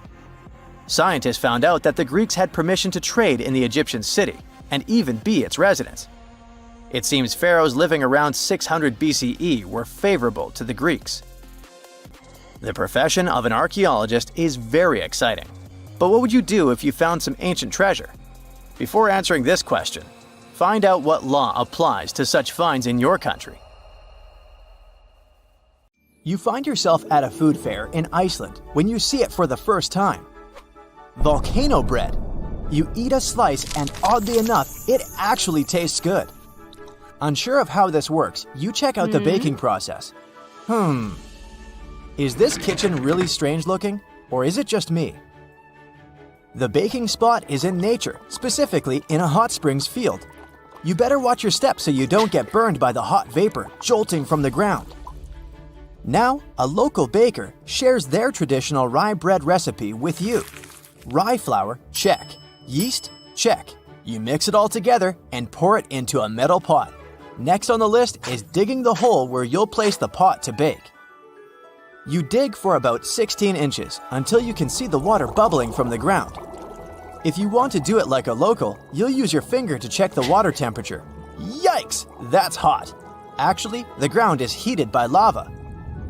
Iceland is one of the most volcanic regions in the world, with over 30 active volcanoes at any one time. After you bury the bread in volcanic soil, you leave it there and wait 24 hours until it's ready. The next day, the bread is fully baked and super tasty. And the best part is, you just participated in an ancient Icelandic tradition. People have been doing this since at least the 1800s. Imagine it's your first day of work in a museum, and your assigned task is to clean the mask of Tutankhamun. You grab your cleaning utensils and then, oh no, this can't be happening. You just broke Tutankhamun's beard. I never wish this to happen to anyone, but this is actually a true story. Back in 2014, an employee at the Egyptian Museum knocked off the beard of Tutankhamun's mask and glued it back on, hoping no one would notice. This mask was discovered in 1922 and is considered one of the 10 symbols of our human civilization. Oh, and the best part of this story? It took historians until 2016 to discover the poor glue job. So, if you visited the museum between 2004 and 2016, maybe you saw the glued beard. If I say Sahara, what comes to mind? An infinite desert landscape, right? Well, according to scientists, the Sahara isn't always a desert. From time to time, it becomes green. But you probably won't be seeing this in your lifetime. Every 10,000 years, the Sahara lives through a humid period, where the sand gives way to lush green vegetation and sparkling lakes. This happens due to a tilt in the Earth's axis, which affects different weather patterns around the globe. Can you imagine the Sphinx surrounded by rainforest? It's mind-blowing. And speaking of the Sahara, say you traveled back to 1800 BCE. If you timed it right, you might get to see the construction of the so-called Black Pyramid in the city of Dashur. These are not the famous Giza pyramids, but they serve the similar purpose of being a final resting place. In 1892, archaeologists excavating the area found an important part of the Black Pyramid that was lost for centuries. The benben, also called a pyramidion, was the tip of ancient Egyptian pyramids. A benben consists of a solid block, usually made of limestone. Most of them were covered with gold and reflected the first rays of light from the sun every day. Can anyone get me a time machine, please? Remember when you ate something really spicy, your cheeks turned red?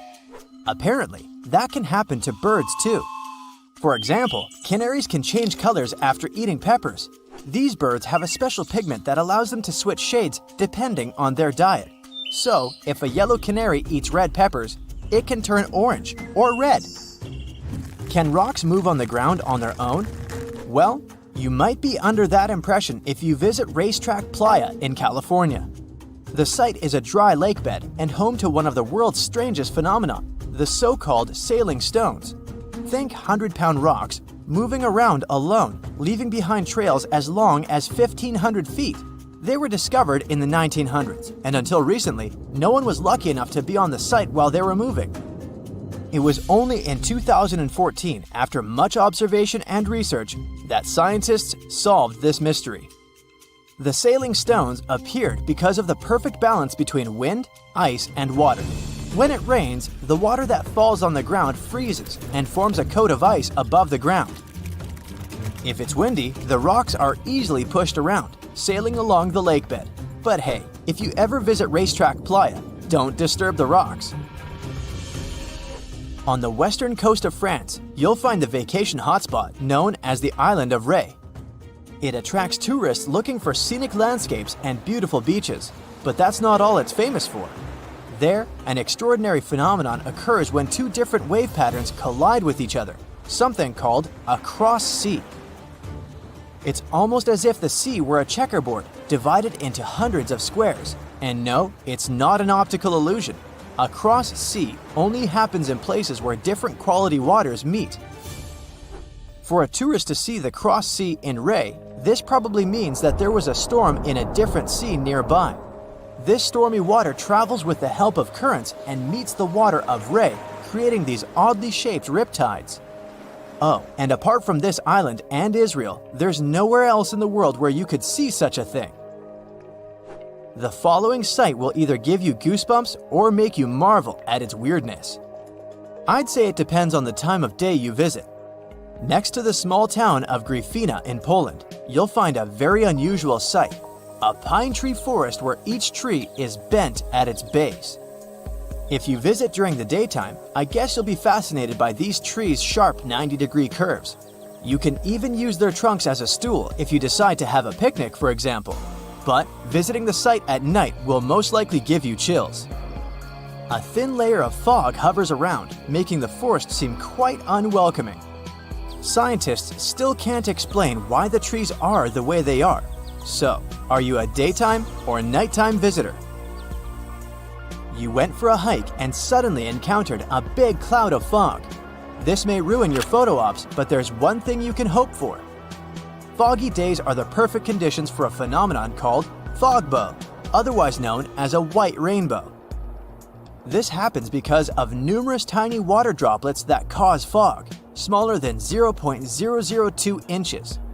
So, instead of the multicolored bow, you get a transparent one, with red outer edges and a bluish inner edge. Now, say you're roaming in a little town in Europe, appreciating the century-old buildings and good summer weather. You feel hungry and decide to type into your Google Maps the name of that restaurant your friend recommended. Ah, it's only 10 minutes away by foot. You follow the blue dot on your GPS and arrive at your destination, quick and easy. We all love this free piece of technology, don't we?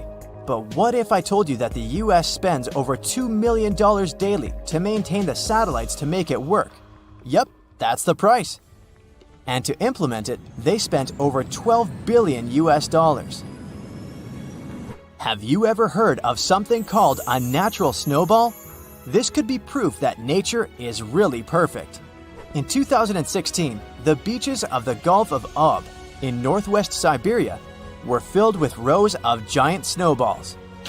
Think balls measuring up to 3 feet across.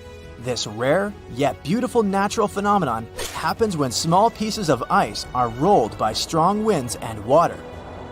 The further they roll, the more ice they gather, and the more that ice is polished. They end up as giant, perfectly shaped snowballs. They look pretty amazing on their own, but it's quite a sight when hundreds of them are together. Do you know what's cooler than ancient forms of art? Very ancient and creepy forms of art. One of these was found in a cave in Indonesia.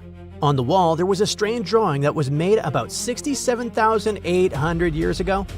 What's also strange is that people were drawing at such an early time at all. Scientists used to believe that the human urge for creativity appeared much later, but let's step into the cave and take a closer look at this work. Scientists discovered a strange picture on the tropical island of Muna, off the southeastern coast of Sulawesi. Here, there's a cave that locals call Liang Metaduno. In a sense, this place can be called an exhibition of ancient art. Human figures, boats with people, riders, and other unusual drawings were painted here in red, brown, and black pigments. But recently, scientists found something even older and stranger. All the images in this cave were drawn several thousand years ago. However, the newly discovered drawing turned out to be more than 67,000 years old. So, on the ceiling, next to a brown drawing of a chicken, specialists discovered 2 hands. One of them had a pointy finger that resembled an animal's claw. So, what does it mean? Scientists believe that the author somehow expressed a relationship between humans and animals.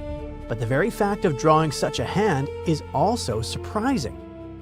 Usually in cave paintings, we see images of small human figures or animals. But here, the author decided to trace their own hand and add a claw to it. This work shows the artist's intention. They depicted something that doesn't exist, something their imagination invented, and they expressed it. What did they want to convey, and what were they feeling at that moment? Perhaps they experienced the agony of creativity. Perhaps, after finishing the drawing, they called their friends to come and evaluate it. Just imagine crowds of ancient cave people coming to an exhibition where a famous artist has created new work. Everyone looks at the clawed hand with admiration, applauds, and gives their own interpretation of the image. In our minds, it often seems that in ancient times, people were savages who understood very little. But what if they were not so different from us? They also loved art. They got angry, they felt envy, they felt sadness, and they experienced the same emotions. They lived just like we do, only without technology. Archaeological artifacts like this really help us better understand the development of humanity. But why do scientists think that it was a stencil of a human hand in the first place? Maybe it was some kind of creature like a yeti, and its hands really looked like animal paws. That's unlikely. Specialists say that handprints may have been connected with rituals meant to ward off misfortune. What if the author tried to scare away trouble with their hand and added a claw to make it more frightening? In general, after this discovery in Malaysia, researchers began to question the Eurocentric views about the intelligence of ancient people.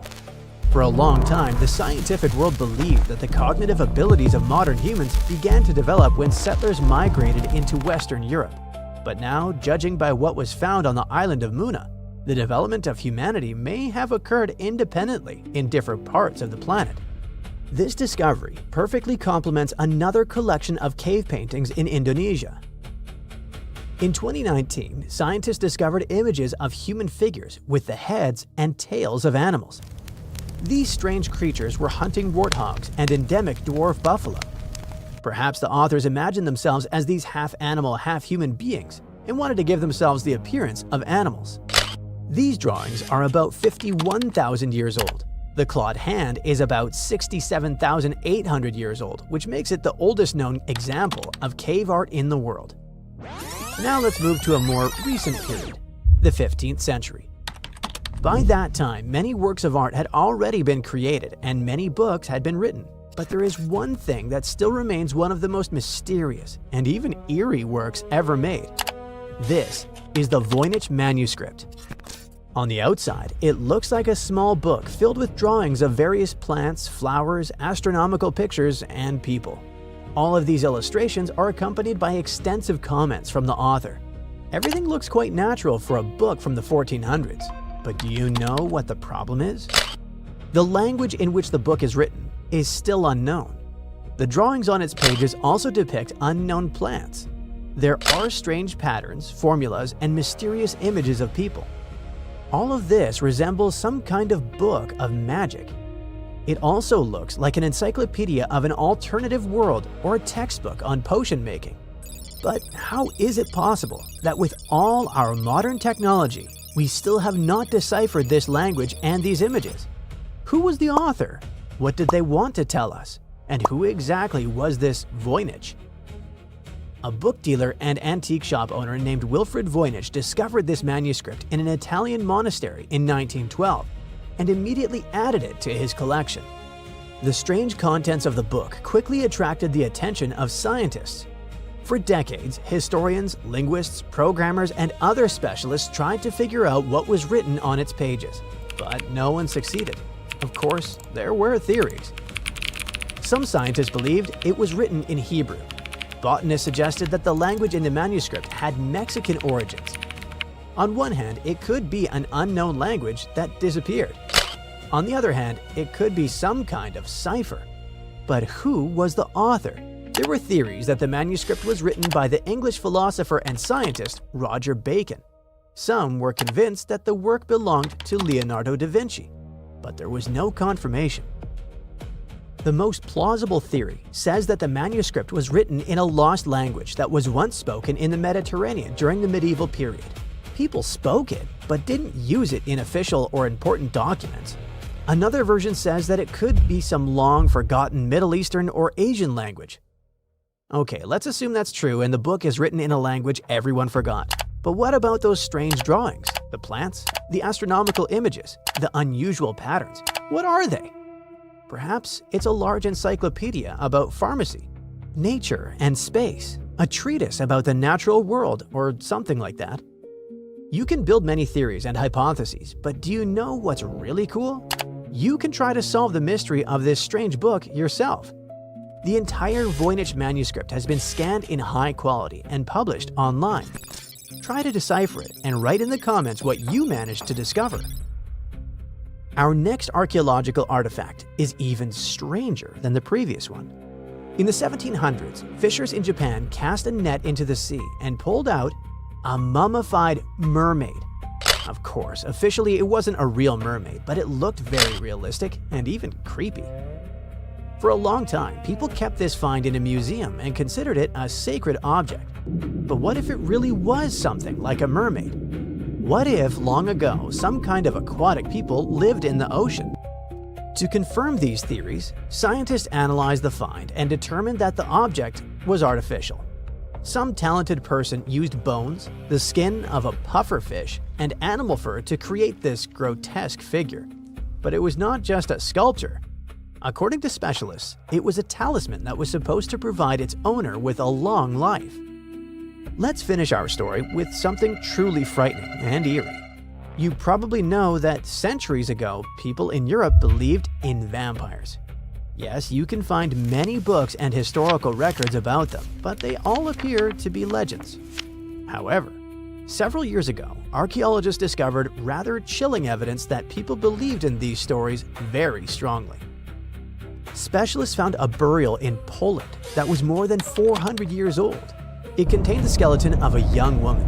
A sickle had been attached across her neck, and a padlock had been fastened to the big toe of her left foot. Scientists suggested that the locals were afraid this woman might become a vampire and rise from the grave. So just in case, they took precautions and added these objects to her body. Egypt has ruled as the owner of the world's oldest pyramid, until now. A newly discovered structure in Indonesia may predate Egypt by thousands of years. If this is true, it rewrites history. The world's first pyramid was born during the last ice age, and it's now located in the middle of the jungle. At first glance, Gunung Padang does not exactly scream pyramid. It looks more like a big mound with scattered stones tossed all over it. But recent excavations have revealed that far beneath the surface, there are stone structures buried in multiple layers, deeper and much older than anyone expected. We're talking possibly 27,000 years old. This is serious if we're talking about humankind's history. Today, the oldest known ancient society with this kind of building knowledge is probably 11,000 years old and used to occupy the region of modern-day Turkey. We've talked about Göbekli Tepe in some of our previous videos. Gunung Padang has got the scientific community divided and raising big, life-changing questions. You see, the site of Gunung Padang has long been considered sacred by the locals. Many even call it the Mountain of Enlightenment and still use the site to perform mystical ceremonies. Westerners had no clue this place existed until the late 1800s. That's when a Dutch explorer heard whispers about a strange mountain and went to see it for himself. Just 4 hours south of Jakarta, he found something wild. Stacked terraces connected by rough stone steps, massive flat stones covering the ground, and towering pillars everywhere. To him, it looked like an ancient ceremonial site, maybe even a burial ground. For almost 100 years, mainstream archaeologists simply ignored Gunung Padang. The story resurfaced when a group of farmers brought attention back to the mountain in 1979. By the 80s, researchers finally started digging and found pottery fragments dating back to somewhere between 45 BCE to 22 CE. But here's where this story gets interesting. Some studies suggest the deepest layers of Gunung Padang are between 16 to 27,000 years old. That means this pyramid could have been built during the last ice age. And if that's true, it's older than Egypt's famous pyramids, the ones we thought were the world's first. This whole theory comes from geologist Danny Hillman. His team used ground-penetrating radar, core drilling, and carbon dating to study Gunung Padang, and what they found was pretty wild. According to Hillman, this place is like a giant ancient layer cake, built in stages over thousands of years. The youngest layer is around 3,000 to 4,000 years old. That's roughly the age of the pyramids in Egypt. When you dig a little deeper, you find Unit 2, which was built between 7,500 and 8,000 years ago. But here's where things get truly mind-blowing. Hillman claims the deepest layer, Unit 3, could be as old as 27,000 years old. His study suggests that Gunung Padang isn't just a hill. It's a stepped pyramid, complete with chambers and hollow spaces hidden underground. Although there's not much info about these chambers. The geologist does admit his theory sounds crazy, but he says it's all real and legitimate data. Hey, this is just one theory. Those who disagree with Hillman say Gunung Padang was not man-made. It was nature-made. Maybe not the upper parts, which Hillman calls Unit 1. The lowest units, which are the units that could change our collective history, are the problem. To understand what the fuss is about, we need to look at the soil. The area that Gunung Padang was built on is filled with volcanoes, which means it sits on top of volcanic soil. Hillman's team drilled into the mound and found something odd. Younger soil wedged between much older rock layers. To them, this was a clear sign that the stones were stacked, not naturally formed. After all, in nature, younger soil doesn't just sink beneath ancient rock. That would be like discovering fresh ink beneath the pages of an ancient manuscript. You know, something doesn't add up unless someone put it there on purpose. However, skeptics such as volcanologist Soetkinel Braunthal argue that Gunung Padang is not a human-made pyramid, but rather the remains of an ancient volcano. He believes the mixed layers of young soil and old rock are the result of natural erosion and geological processes, not human construction. Volcanic activity can create unusual formations over time, and without clear signs of tools, carvings, or human remains, many experts remain unconvinced. The mystery boils down to this paradox. Are we looking at the ruins of a lost civilization, or are we simply misinterpreting the work of nature? Most archaeologists say that to prove an ancient civilization existed, you first need signs of culture, art, tools, structures, something man-made. That's exactly why archaeologist Dibble, one of Hillman's biggest critics, isn't buying the pyramid theory. He argues that without solid proof of human activity, all we really know is that the soil in the mound is 27,000 years old, and that alone doesn't mean people were building pyramids back then. But here's the thing. The more we dig into ancient history, the more we find that our ancestors were capable of things we never imagined. The idea of advanced civilizations existing during the Ice Age seems far-fetched to many archaeologists. After all, who could have the technology and knowledge to build massive structures like pyramids in such a harsh environment? This is where some researchers, particularly Graham Hancock, come in. Hancock is known for his controversial theories that say that advanced civilizations may have existed during the Ice Age. The last Ice Age lasted from about 2.5 million years ago to roughly 11,700 years ago. During its peak, huge ice sheets covered large parts of North America, Europe, and Asia, making it a challenging time for human survival. Most archaeologists believe that humans during this period were mainly hunter-gatherers, moving from place to place in search of food and shelter. The idea that they had skills to build a massive pyramid-like structure is hard for many to accept. However, researchers like Graham Hancock argue that advanced Ice Age civilizations could have existed and been wiped out by cataclysmic events such as floods caused by melting glaciers. According to Hancock, these ancient cultures may have built monumental structures like pyramids. One of Hancock's most notable books, Fingerprints of the Gods, explores this theory in depth. He looks at evidence from ancient monuments, like Egypt's Great Pyramid of Giza and the megalithic structures in South America, and suggests that these could be the remnants of a forgotten civilization. Hancock's theories imply that knowledge and skills passed down from this ancient culture were eventually rediscovered and used by later civilizations, like the Egyptians and Mayans. If we apply this to Gunung Padang, the idea becomes even more fascinating. Could this ancient site in Indonesia be a remnant of a long-lost civilization that existed during the last Ice Age? We'll have to keep digging to figure this out. Either way, while scientists debate the origins of Gunung Padang, local myths offer a different explanation. One of the most famous local legends tells the story of King Siliwangi, a powerful ruler who wanted to build a grand palace in a single night. With supernatural strength, he began stacking enormous stones to create his masterpiece. But as the first light of dawn appeared, he realized he had failed to finish in time. Frustrated, he abandoned the project, leaving behind the massive rock formations that we see today. While this story isn't historical fact, it reflects how deeply Gunung Padang is embedded in the local culture. Even today, the site is considered a place of spiritual energy, attracting visitors who believe in its mystical power. Hindus from the island of Bali climb the mountain steps to conduct rituals related to the rising of the full moon. Followers of a variant of Indonesian martial art practice their discipline high on the mountain. As these sacred rituals continue, archaeology and geology keep trying to figure out if this really is the oldest man-made structure in the world.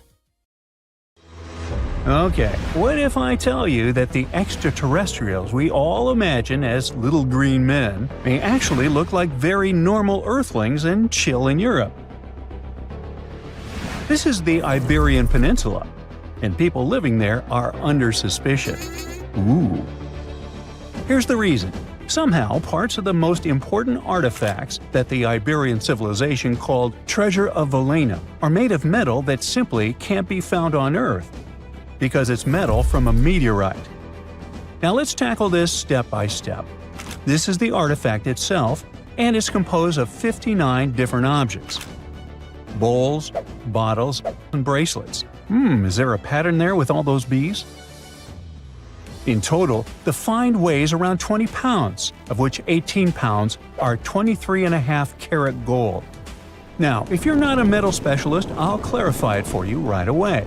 For comparison, 23 karat gold is 95.8% pure gold, so 23.5 karat is even purer. The remaining percentage goes to other metals to help add strength and durability to the precious alloy. There was also silver, iron, and amber in that set. The artifact could have been pretty straightforward, but for these two, let's call them imposters. Look at this wrought iron bracelet and this hollow hemisphere. Can you see that? Those rusty lines on the hemisphere and the overall weird color of the bracelet do stand out, since everything else is made of purest gold. This all started back in 1963, when a researcher noticed a dark leaden metal among the shiny bowls and bottles. The metal was shiny in some areas and covered with a ferrous-looking oxide that was mostly cracked. Now, just so you understand, gold does not usually act this way. Gold is one of the least reactive of all metals, so it won't even tarnish, let alone rust. To figure out where this suspicious iron came from, researchers turned to mass spectrometry, which checks out the mass-to-charge ratio of molecules. Their findings showed that the nickel in the iron is similar to that found in meteoritic iron. Simply put, the bracelet and the hemisphere are of extraterrestrial origin. Ooh. Now, the exact age of the trove is hard to determine, yet it's crucial. We need to know the exact age to see if it coincides with the start of the Iron Age in the Iberian Peninsula. If it does, then no further questions here. But if it doesn't, well, it's, at the very least, weird, if not suspicious. So there's this three-age system. It comprises the Stone Age, then the Bronze Age, and then the Iron Age. The Stone Age is of no importance here, so let's compare the Bronze and the Iron Ages. The Bronze Age began when it was realized that combining copper and tin produced a material that was more durable than either metal alone. This era was all about major upgrades in tools and weapons, but two standout inventions were writing systems and the wheel. Then came the Iron Age. This time was all about slowly bringing iron into everyday life. Iron was way easier to shape into cool designs than bronze. Now, this was a big deal because iron, especially transformed into steel, provided significant improvements in all aspects of life. Tools became lighter, cheaper, and stronger compared to their bronze equivalents. You get it? Good. So researchers have long debated whether the treasure dates back to the post-Archaic era or the latter part of the Bronze Age. The most recent study claims that those artifacts were created in 1400 to 1200 BCE, and something really doesn't add up. First off, the Iron Age began around 500 years after these artifacts were crafted. Plus, ancient craftsmen couldn't know back then how to work with metals that landed on Earth approximately 1 million years ago. And while the dates are really hard to explain, there is a logical explanation for the craftsmanship. The theory here is that those metal workers simply had access to the fallen meteorite, and thus, they could study it well and discover its properties before using it for decorative purposes. They could have figured it out through trial and error, and once they knew exactly how to work with this extraterrestrial metal, they proceeded to adorn the artifacts with it. Plus, there were the Phoenicians, who contributed to their craftsmanship. Now, it's true that the Iberian people have been processing metal and making pottery long before the Phoenicians settled on the peninsula. But the arrival of new metalworking techniques and the introduction of the potter's wheel enabled them to produce better quality goods much faster than before. So, we figured out the extraterrestrial origins of the Iberian artifacts. But guess what? This area is still under suspicion. The reason for that is the language they spoke. You see, for most modern languages people use today, there will always be some proto-language. Say for Italian, Spanish, and French, it's Latin, hence their similarities. But wait, Iberian was largely spoken where modern Spain is, so why isn't Spanish similar to it? Well, the truth is, no language today is similar to the Iberian. Maybe only the Basque language, but it's because of some similarities found in their numerical systems. Basque is classified as a language isolate, or simply unrelated to any other known languages, and the only language isolate in Europe. The Iberian language is unclassified. While the scripts written in it have been deciphered to various extents, the language itself remains largely unknown. And look at the alphabet the Iberians had. Looks like it doesn't really belong to our planet. But hold up, this one might be a bit of a stretch. When the Phoenicians came to the peninsula, they brought along their alphabet to the Iberians. But honestly, the Iberians probably weren't keen on just copying someone else's writing system, so they tweaked it until it looked completely different. Let's just say they took some inspiration and ran with it. While linguists can guess to some extent how most characters sounded, actually translating the language is still completely impossible. The Iberian language was non-Indo-European and faded away over 2,000 years ago. And there aren't any similar languages left to help us out. Super frustrating, right? Yeah. We got over 2,000 Iberian inscriptions from tombs, coins, potteries, lead plates, and even cave wall carvings. But aside from a handful of words, we're totally in the dark about what they mean. Now, if we could understand their language, we might have learned that they were great thinkers and all, but we can only contemplate the works of art they left. Iberian culture has a lot of amazing stuff made by talented artisans. We're talking about not just metalwork and ceramics, but also detailed sculptures, textiles, jewelry, and other personal bling. But here's the catch. Making all those luxury items depended a lot on a big farming class. At the heart of Iberian society, most folks were involved in farming and taking care of livestock. Depending on where you were, the types of farming varied. For example, up in the north, they were all about growing grains, while down in Valencia, they focused on producing olive oil and other agricultural aspects. In the west, raising animals was the name of the game. Still, we don't have much information about the day-to-day lives of the many people doing this essential work. Yet, on the flip side, we know a lot about the upper class of Iberian society, who control these agricultural resources and hire the artisans. By the 7th century BCE, we start to see a group of Iberian princes who were living the good life, trading with the Phoenicians and enjoying fancy luxury items. You can spot this elite class in their burial practices. Cremation was the go-to method for funerals among the Iberians, and wealthy individuals were often found in cemeteries with all sorts of lavish goods and funerary sculptures that give us a peek into the fashion and hairstyles of the rich.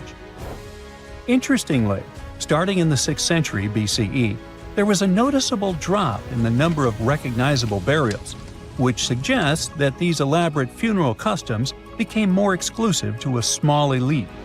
Meanwhile, the fate of the majority, farmers, artisans, soldiers, and laborers, who made up a big chunk of the population, remains a bit of a mystery. It used to be a pretty advanced civilization, but it vanished without a trace. Researchers think it could have been due to some massive earthquake, but so far, we don't know for sure. Consider Lake Enigma. What a fitting name! It's already strange enough because it's not even supposed to exist. But now, we stumbled upon actual life deep beneath it. And this just might help NASA in their search for life in outer space. The lake lies deep in the icy heart of Antarctica, so it's not really a water pool like we're used to, more like a lake-like block of ice, or so we thought. Just recently, Italian scientists discovered a secret that had been buried for ages, an actual body of water, and in this water, life is thriving. Various microorganisms, and even some weird little hunters. Which is super weird, since Enigma sits in a remote and harsh corner of our planet, the northern Victoria Land in Antarctica. The entire South Pole is cold, but in this place, temperatures can plummet to a horrifying minus 41 degrees Fahrenheit, though on average it's around 7. Chilly. Like we said, this lake shouldn't even be there at all. Antarctica is technically the largest desert on Earth, even though it's covered in snow, because it's super dry. There are 0 rains, truly little snowfall, and the sun barely evaporates anything. And even if there is some water, the insane winds make sure to dry everything out super quickly. Putting on our thinking caps, this lake should lose an unimaginable 7 million cubic feet of water every year.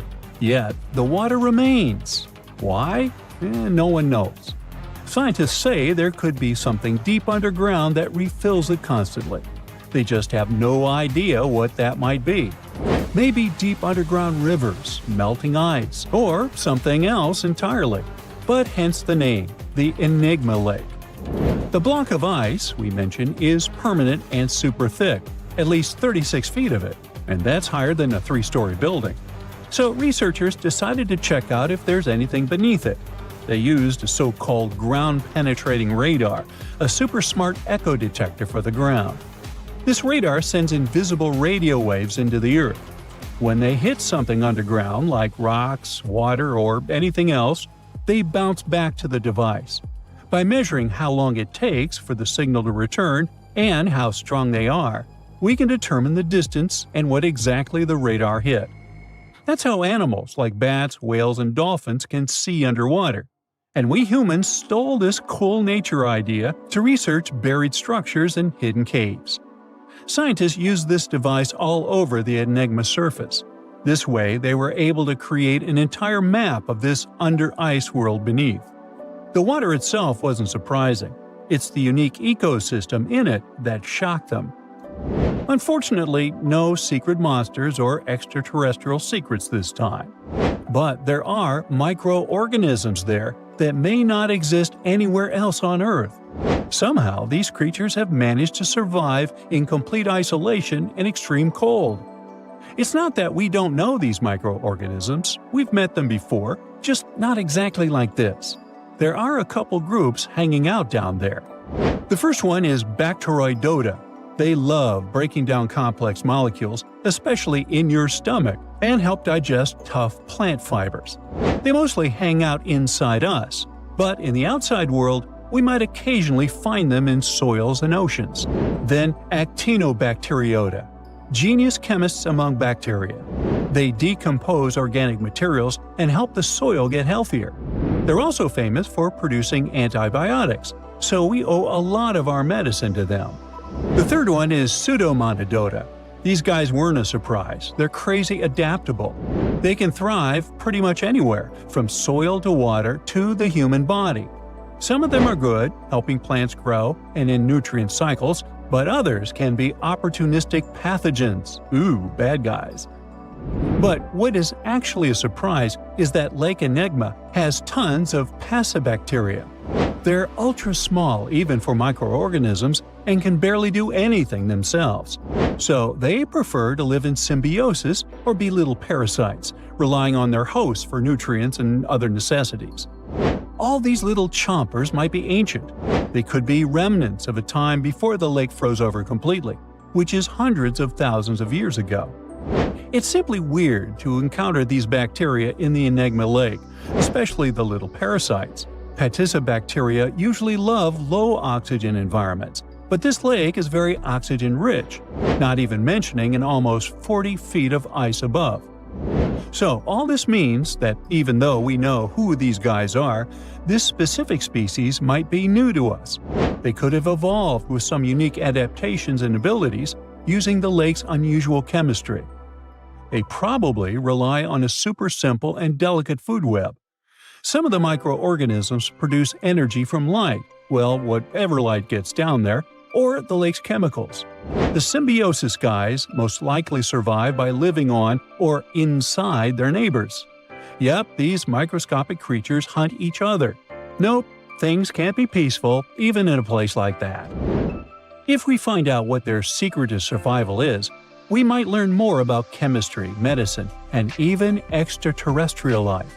Because if life can endure such extreme conditions, then it can probably appear pretty much anywhere, including our closest neighbors, Europa or Enceladus, the moons of Jupiter and Saturn.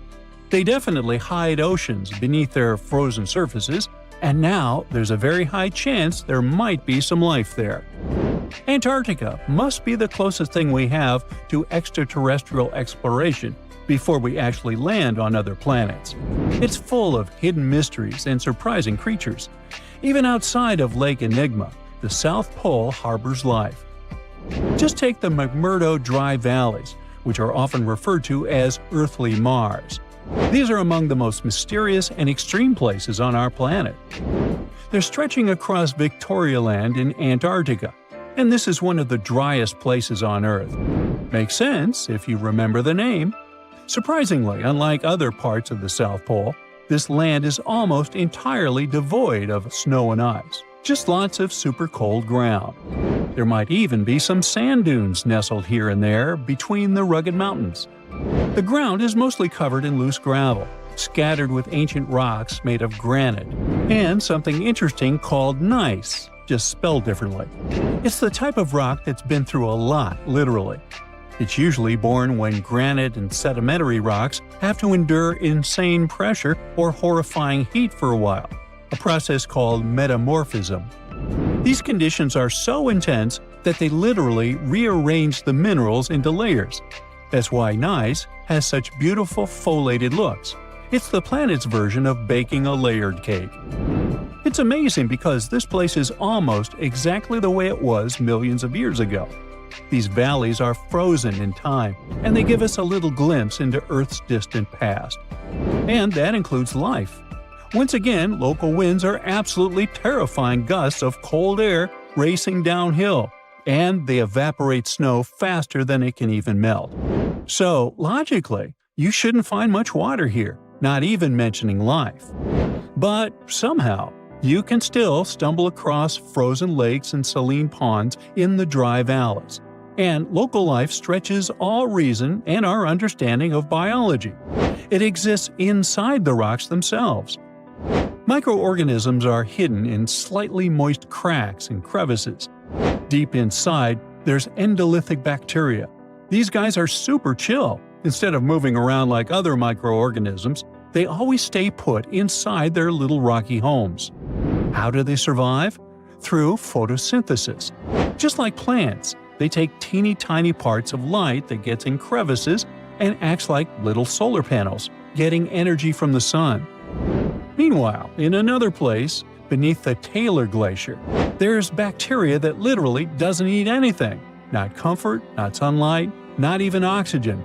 These guys rely on a diet of dusty rocks and sulfur to fuel their weird metabolisms. By breaking down sulfur and iron, they get energy to sustain themselves. This way, they easily survive in deep seas at sub-freezing temperatures, completely cut off from sunlight, oxygen, and the world itself. This place is fascinating for both its life and the lack of it. In some parts of the valleys, like University Valley, yes, that's what it's called, the permafrost is so harsh that no microbes were found at all. This might be one of the only places on Earth where life appears to be completely absent, a quite scary idea. Anyway, now scientists are thinking about learning more about Lake Enigma and drilling this Mars-like environment, exactly for that reason, to see how we could get samples from Mars in the future. In a frosty Canadian park, hidden deep beneath layers of thick ice, scientists discovered a bizarre skeleton they named the Frozen Dragon. The skeleton had been in the frozen ice for millions of years. It took experts decades to work out the species of this strange fossil. It was identified as a new genus of pterosaur. Pterosaurs were massive flying reptiles with wingspans of over 16 feet. Their heads were 3.5 times the size of their bodies. Pterosaurs lived 76 million years ago, when they soared above the dinosaurs. Scientists described them as the biggest, meanest, and most bizarre animals that ever flew. The new genus has been named Cryodragon boreas, which translates to Frozen Dragon of the North Winds. In 2013, a young mountaineer was climbing one of the tallest mountains in Western Europe, Mont Blanc. He noticed a strange metal box poking out of the snow. The mountaineer pried the box open and found that it was filled with precious rubies, emeralds, and sapphires. The climber immediately handed the box to the authorities. It was discovered that the box likely belonged to a passenger on one of 2 flights from India that crashed into the mountain over 50 years ago. The box was valued to be worth over $200,000, and authorities are still searching for the heir to the small box of treasures. In northwest Siberia in 2007, a reindeer herder was on an outing with his sons when he noticed something strange in the ice. The man realized it was a frozen mammoth calf and immediately contacted the local museum. The calf was named Luba and was the best preserved mammoth mummy in the world at the time of its discovery. Luba had been in the ice for 41,800 years and is around 30 to 35 days old. From trunk to tail, the mammoth calf is roughly the same size as a large calf. If you're interested in seeing for yourself, Luba travels to museums all around the world. On the frozen continent of Antarctica, covered in layers of ice and snow, is Mount Erebus, the frozen volcano. The volcano was discovered in the middle of an eruption in 1841 by explorers on an Arctic expedition. The volcano is over 12,000 feet tall and has been active for the last 1.3 million years. Deep within the middle of the volcano is a huge crater filled with large volumes of molten lava. The volcano has occasional explosions, which means it's classified as being in continuing eruption. However, these eruptions are nothing to worry about because they're generally rather small. Back in 1991, 2 hikers were traveling across the Italian Alps when they stumbled across a body that they presumed to belong to a recently lost hiker. The duo trudged back down the mountain to report their unfortunate findings. Once the remains were recovered, it was clear that the body was not recent at all. Scientists determined that the Iceman was more than 5,000 years old and named him Otzi. The discovery was unlike anything scientists had ever before seen because the body was so well preserved. For years, Otzi was studied by scientists who discovered that our ancestors have a lot more in common with us than we ever knew before. Otzi was covered in ink body art. Research done on the contents of his stomach revealed that his last meal was dry cured meat, similar to the bacon we eat today. Otzi has at least 19 relatives living today, somewhere in Central Europe. Scientists were researching ancient squirrel burrows in Siberia when they came across something interesting. One of the squirrels had hidden away precious seeds deep beneath the ground. The seeds had been encased in ice for 32,000 years. The seeds were for the flower Silene stenophylia, which had long since gone extinct. Amazingly, scientists were able to recover plant tissue from inside the seeds and grow an entire crop of flowers. They've since reintroduced the previously extinct flower to natural habitats all across the world. In 1930, a team of Norwegian scientists sailed around the Arctic Ocean, conducting research on the seas and glaciers. They reached White Island, a dangerous and icy land no human had set foot on before, or so they thought. The scientists were shocked to discover the tip of a small boat sticking out of the snow. Frozen inside the boat, they found scientific equipment and various personal items, including a jacket monogrammed S.A. Andre. They had discovered the wreck of the famous Andre Arctic balloon expedition. In 1897, Swedish explorers, led by Andre, attempted to travel to the North Pole by hydrogen balloon. No one had ever heard from them ever again. People only found out what happened to them when the wreck was discovered 33 years later. It turns out that the balloon had crashed on White Island only 2 days after departing from Sweden. The explorers traveled along the island on a small makeshift boat, but were unable to make it any further. The best preserved woolly mammoth ever found was discovered in an area of permafrost in Siberia in 2010. Scientists named the frozen mammoth Yucca, after the small village near where it was found. Yucca had been frozen for 39,000 years and is thought to have been around 6 to 8 years old. Because Yucca is so well preserved, it has been studied for years and provided new information about mammoths. In 2019, scientists reported that they were able to activate cells taken from Yucca's tissue. Maybe one day we'll have woolly mammoths roaming the land. From looking at pictures and videos of Antarctica, the continent appears to be freezing cold, covered in snow, and flat, except for a few small hills. Scientists believe that too. When studying the Gomburtsev Mountains in the early 2000s, they were shocked to discover that the small rocky hills were actually the peak of a gigantic mountain formation under a mile of snow. Using radar technology, researchers worked out that the mountains are really around 10,000 feet tall and sprawl across 750 miles. This is around the same size as the European Alps, except hidden under tons of ice and snow. At a gold mine in Siberia, a businessman was examining a nearby river when he noticed something interesting in the frost. It was a small woolly rhino calf that was later named Sasha. The woolly rhino has been extinct for 15,000 years. It's thought that Sasha could have been frozen in the ice for up to 39,000 years. Sasha is unique because it's the only full-body woolly rhino to have ever been discovered. Glaciers around the northern Italian town of Pelo have begun to melt. Artifacts from decades and even centuries ago have been discovered pouring out of the ice. Personal belongings from soldiers have been found, things like diaries, photographs, and even love letters. Historians have even uncovered an entire cabin preserved beneath the ice. The cabin was filled with hard metal helmets and clothes. In 1845, Sir John Franklin embarked on an ill-fated expedition to the North Pole. The crew traveled on 2 ships, HMS Erebus and the ironically named HMS Terror. The expedition met with disaster, and both ships were lost to the icy waters. In 2016, the HMS Terror was discovered by a team of researchers. Despite being lost for 170 years, the freezing cold waters had maintained the ship in pristine condition. Scientists described the ship as frozen in time. Dinner plates and glasses were still on shelves, beds and desks were still in order, and even the passengers' luggage appeared to be in good condition. The HMS Erebus was also discovered nearby, but due to changing water conditions, the ship wasn't in great shape. The glacial ice surrounding a mountain passageway in Norway that was notoriously used by the Vikings has revealed hundreds of ancient artifacts. One of these artifacts was a giant unopened wooden box that was welded together.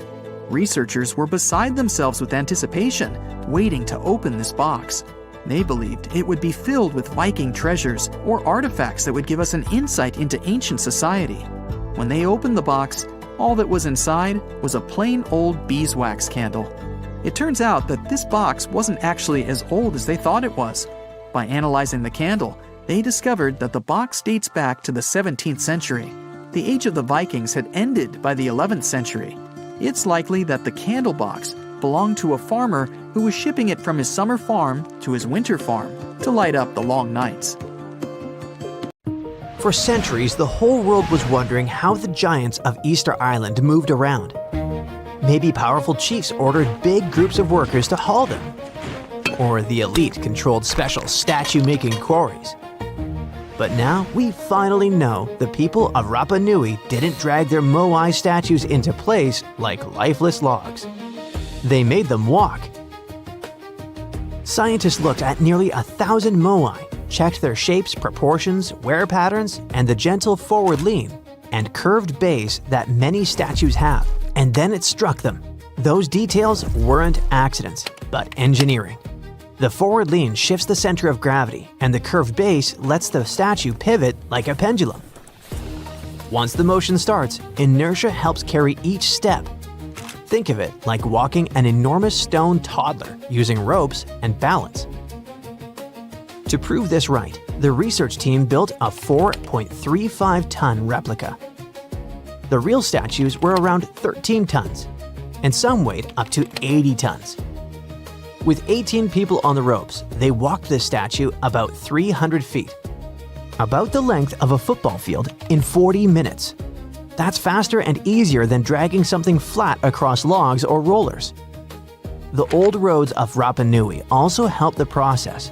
They're about 14 feet wide, and the way they curve inward makes them perfect to keep a statue steady while it walks forward. Every time the islanders moved a moai, they weren't just walking it, but they were literally shaping the road as part of the job. When you look at the island's landscape today, you can actually see these paths crisscrossing each other, sometimes running side by side like alternate routes.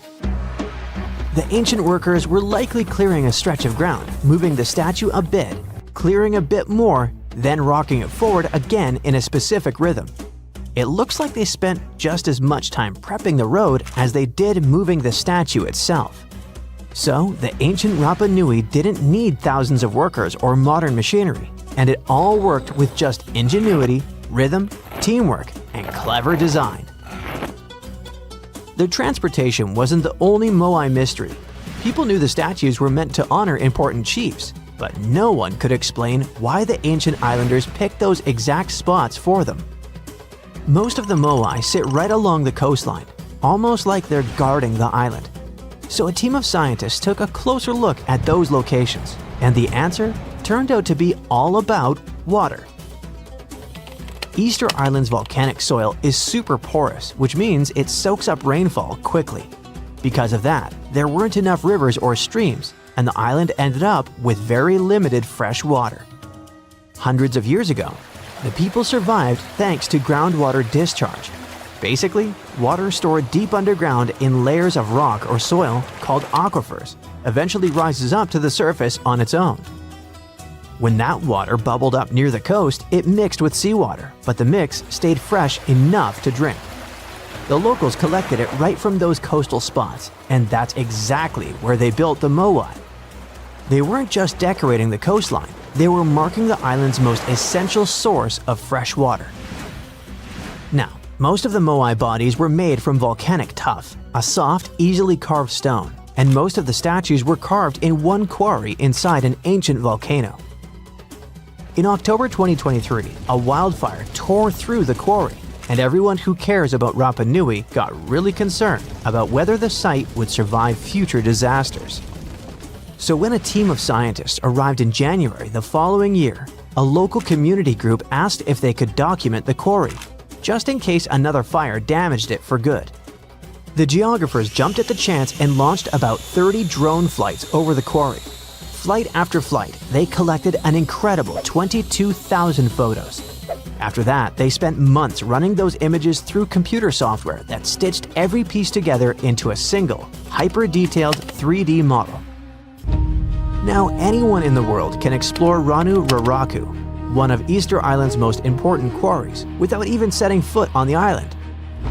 Of course, the 3D model isn't just an online tour platform. The team noticed that there were several workshops inside the quarry, and carving techniques changed from one site to another. So there wasn't one chief who told them how to do it, but rather each spot worked like its own workshop that was tied to a specific family clan.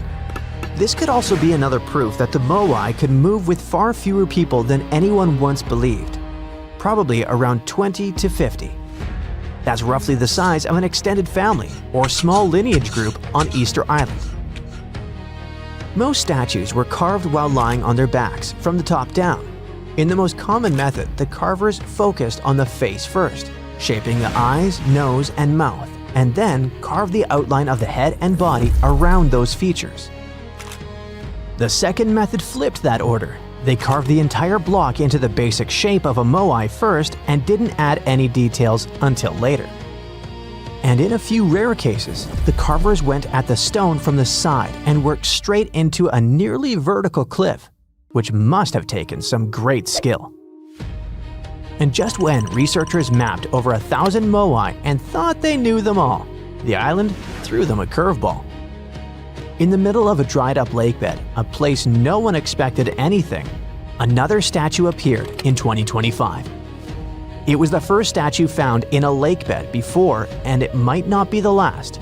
For at least 200 or 300 years, the laguna was almost 10 feet deep, so it would be impossible for humans to build or put a statue on the bottom. Scientists think the moai are over 500 years old. It's possible that the Rapa Nui people who built them probably brought the statue here when the lake was dry in the past. The new find turned out to be slightly over 5 feet tall, which is smaller than the other statues on the island. As the region continues to dry out, the lakebed has started revealing what it's been hiding for who knows how long. More statues could be tucked under those thick reeds that grew over the lake for centuries.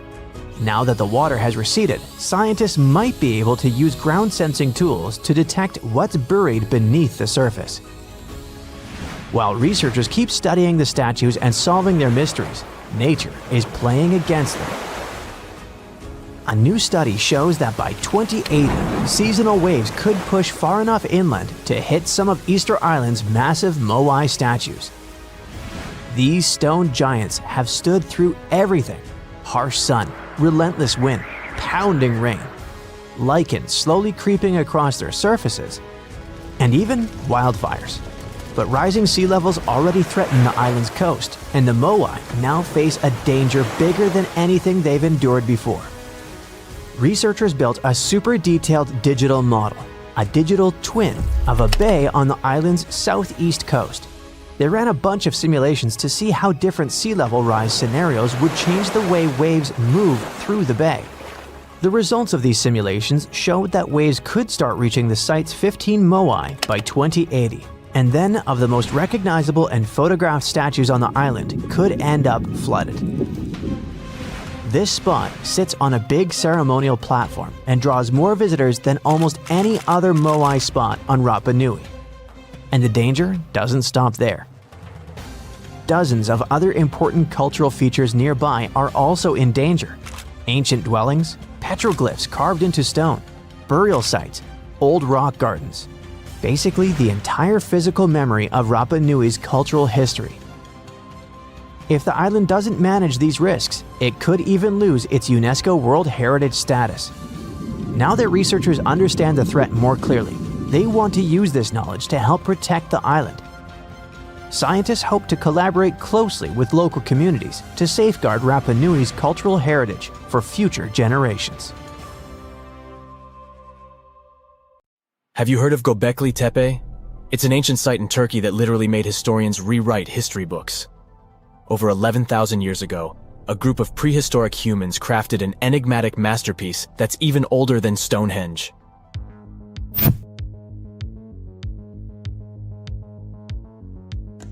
Before its discovery, archaeologists believed that people didn't know about iron and weren't good at making pottery. They were sure that settled life only emerged with the need for agriculture. But Göbekli Tepe changed this belief.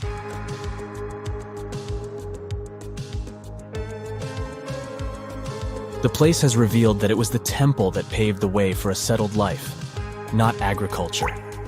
Until this discovery, researchers believed that farming was the catalyst for sedentary living. Meet Professor Schmidt, the guy whose findings changed this theory. He managed to prove that hunter-gatherer communities laid the very foundations of this way of life.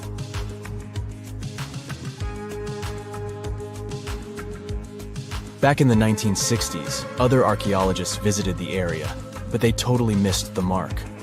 While surveying the region, they stumbled upon a hill with scattered limestone slabs and concluded it was just an old burial ground from medieval times. Little did they know that there was so much more to uncover.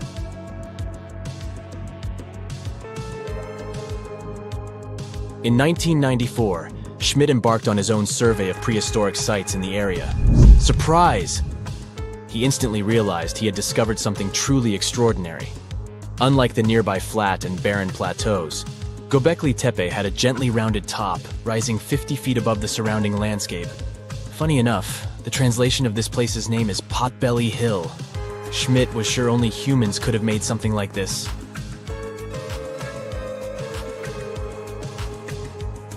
Those broken limestone pieces that were mistaken for gravestones turned out to be way more exciting.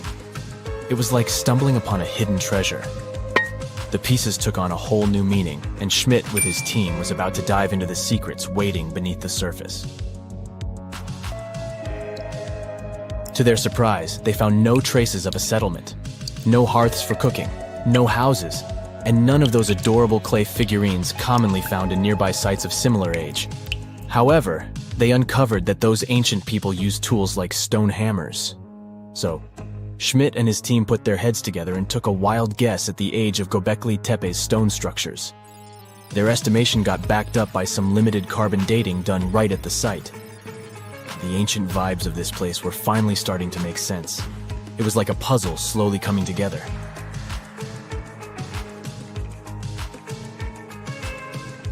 You may think that back then, people didn't have special tools to create something as cool as Göbekli Tepe. Not true. Turns out, these prehistoric folks used flint tools instead of fancy metal chisels.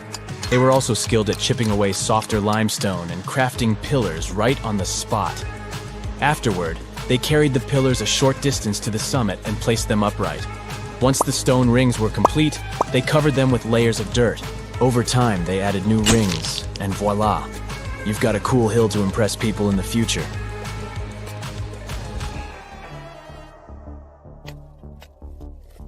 During their first year of excavation, the team went through 15,000 pieces of animal bones from wild creatures. These people didn't have pet animals or grow their own food. They hunted wild animals for their meals. But things were about to change, because the place had everything they needed to start farming. Scientists say they had wild sheep and wild grains that could be domesticated. And guess what? Just 20 miles away, geneticists found evidence of the world's oldest domesticated strains of wheat at a prehistoric village.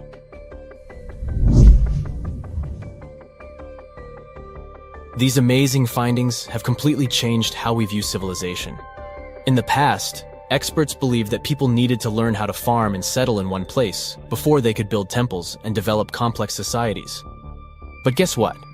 Schmidt's research flips that idea on its head. He claims that the incredible effort put into constructing these astonishing structures actually set the stage for the development of advanced societies. It means that societal and cultural changes happened before agriculture. Schmidt has this fascinating hypothesis about Göbekli Tepe. He thinks it could have been a special burial site where people left their loved ones. And here's the twist. The burial site was adorned with fancy statues and symbols representing deities from the spiritual realm. The idea that Göbekli Tepe could have served as a sacred place adds another layer of complexity to the whole story. While the site's true purpose may remain elusive, Schmidt's insights invite us to consider the profound interplay between life and the afterlife, and the deep reverence ancient hunter-gatherer societies may have had for their departed ancestors. Now let's talk about the stars of the show, the mesmerizing T-shaped columns that dominate Göbekli Tepe. These mysterious structures range from 10 to 20 feet tall and most likely represent stylized human figures. But one figure stands out from the rest, the three-dimensional lion relief. This depiction really fires up our imagination. Why? Because it hints at the possibility that lions roamed Anatolia during the Neolithic period.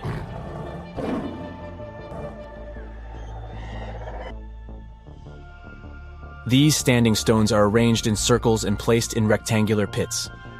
Each circle has a similar setup: 2 big T-shaped pillars in the center, surrounded by slightly smaller ones facing inward. Talk about a stylish arrangement. These towering pillars reach a whopping 16 feet and weigh between 7 and 10 tons. Some pillars are plain and simple, while others are like works of art with intricate carvings. Foxes, scorpions, and vultures come to life, crawling and twisting on the pillars' sides. But it's not just animals depicted on these stones. Some pillars have abstract shapes representing humans, and even small carvings of clothing items. Some of them even have belts. Now, there's one pillar that stands out from the rest like a rock star. This super old stone pillar suggests that a comet crashed into Earth. It happened during a chilly period that lasted about 1,000 years. Previous studies examining Greenland ice cores hinted at this comet theory, but now the carvings at Göbekli Tepe prove it right.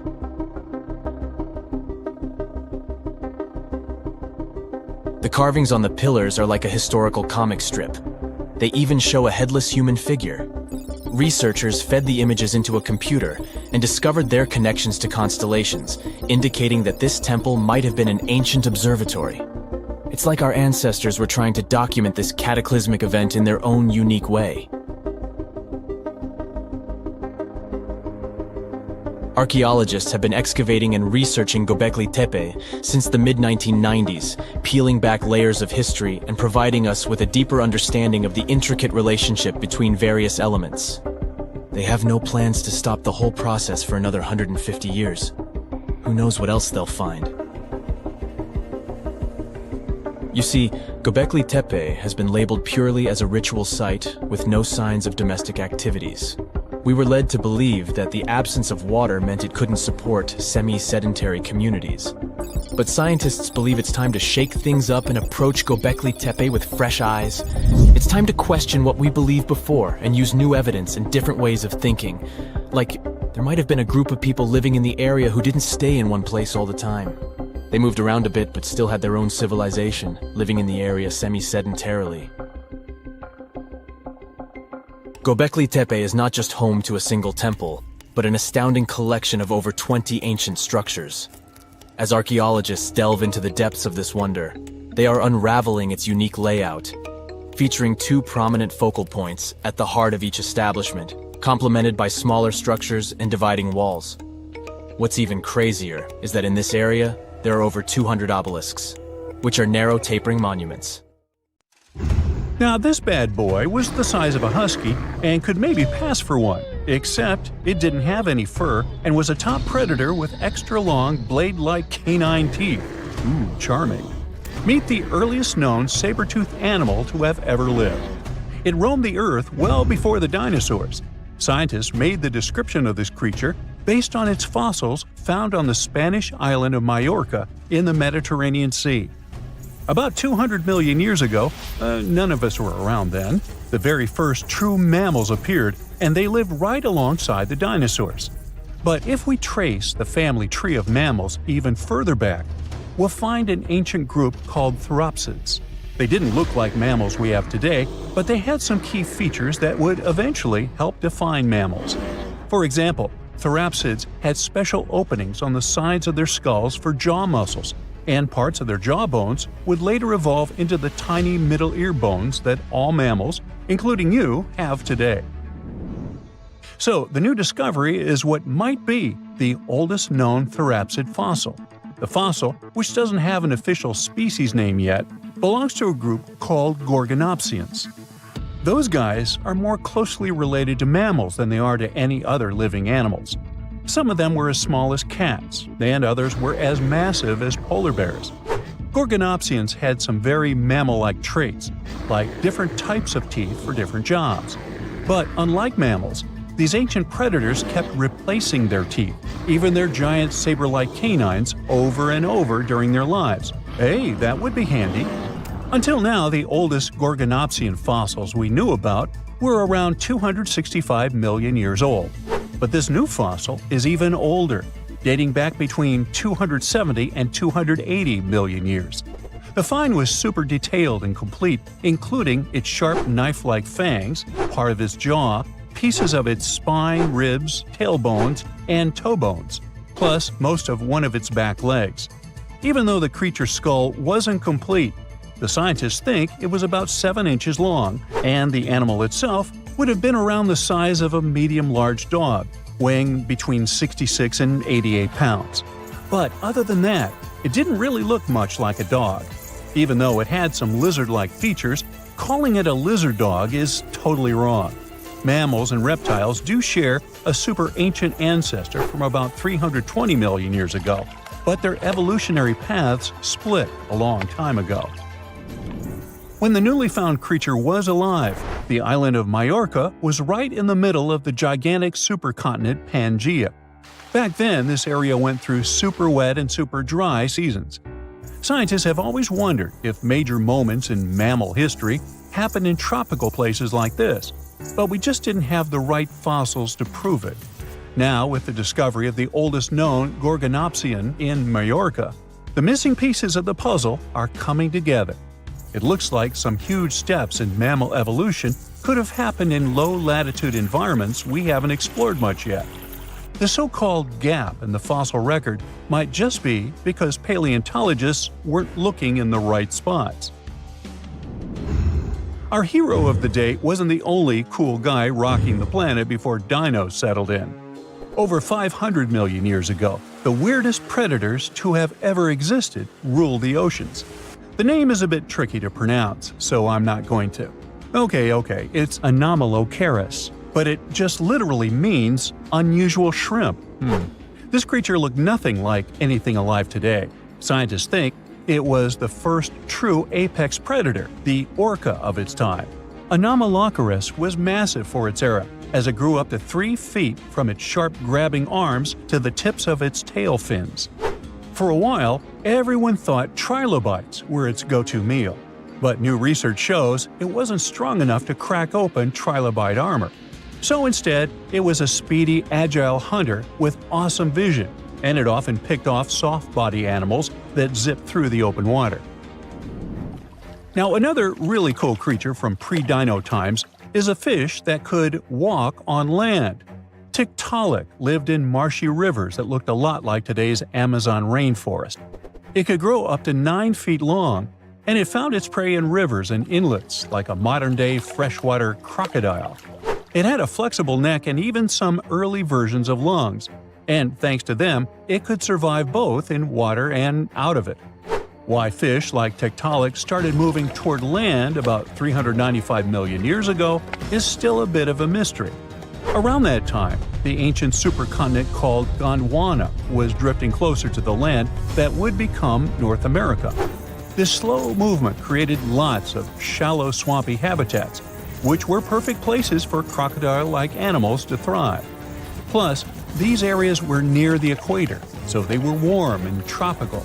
But there wasn't a lot of food waiting for them on land, so maybe they moved there for safety reasons. There were fewer predators and better spots to lay eggs there compared to the water. Creatures first adapted to living in open water, then shallow water, then marshes and river edges, and only after a long, slow transition did they finally step fully onto land. Now, how about a millipede the size of a small car and weighing as much as a large dog? This beauty lived over 300 million years ago in what is now England.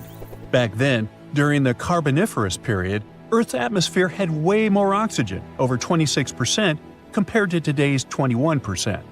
Scientists used to think the high oxygen levels were the only reason these creatures could get so big. But back then, they found a new fossil from a time when oxygen wasn't that much higher than today. They discovered it purely by accident, when a boulder split just right and revealed one of the most complete and largest giant millipede specimens ever.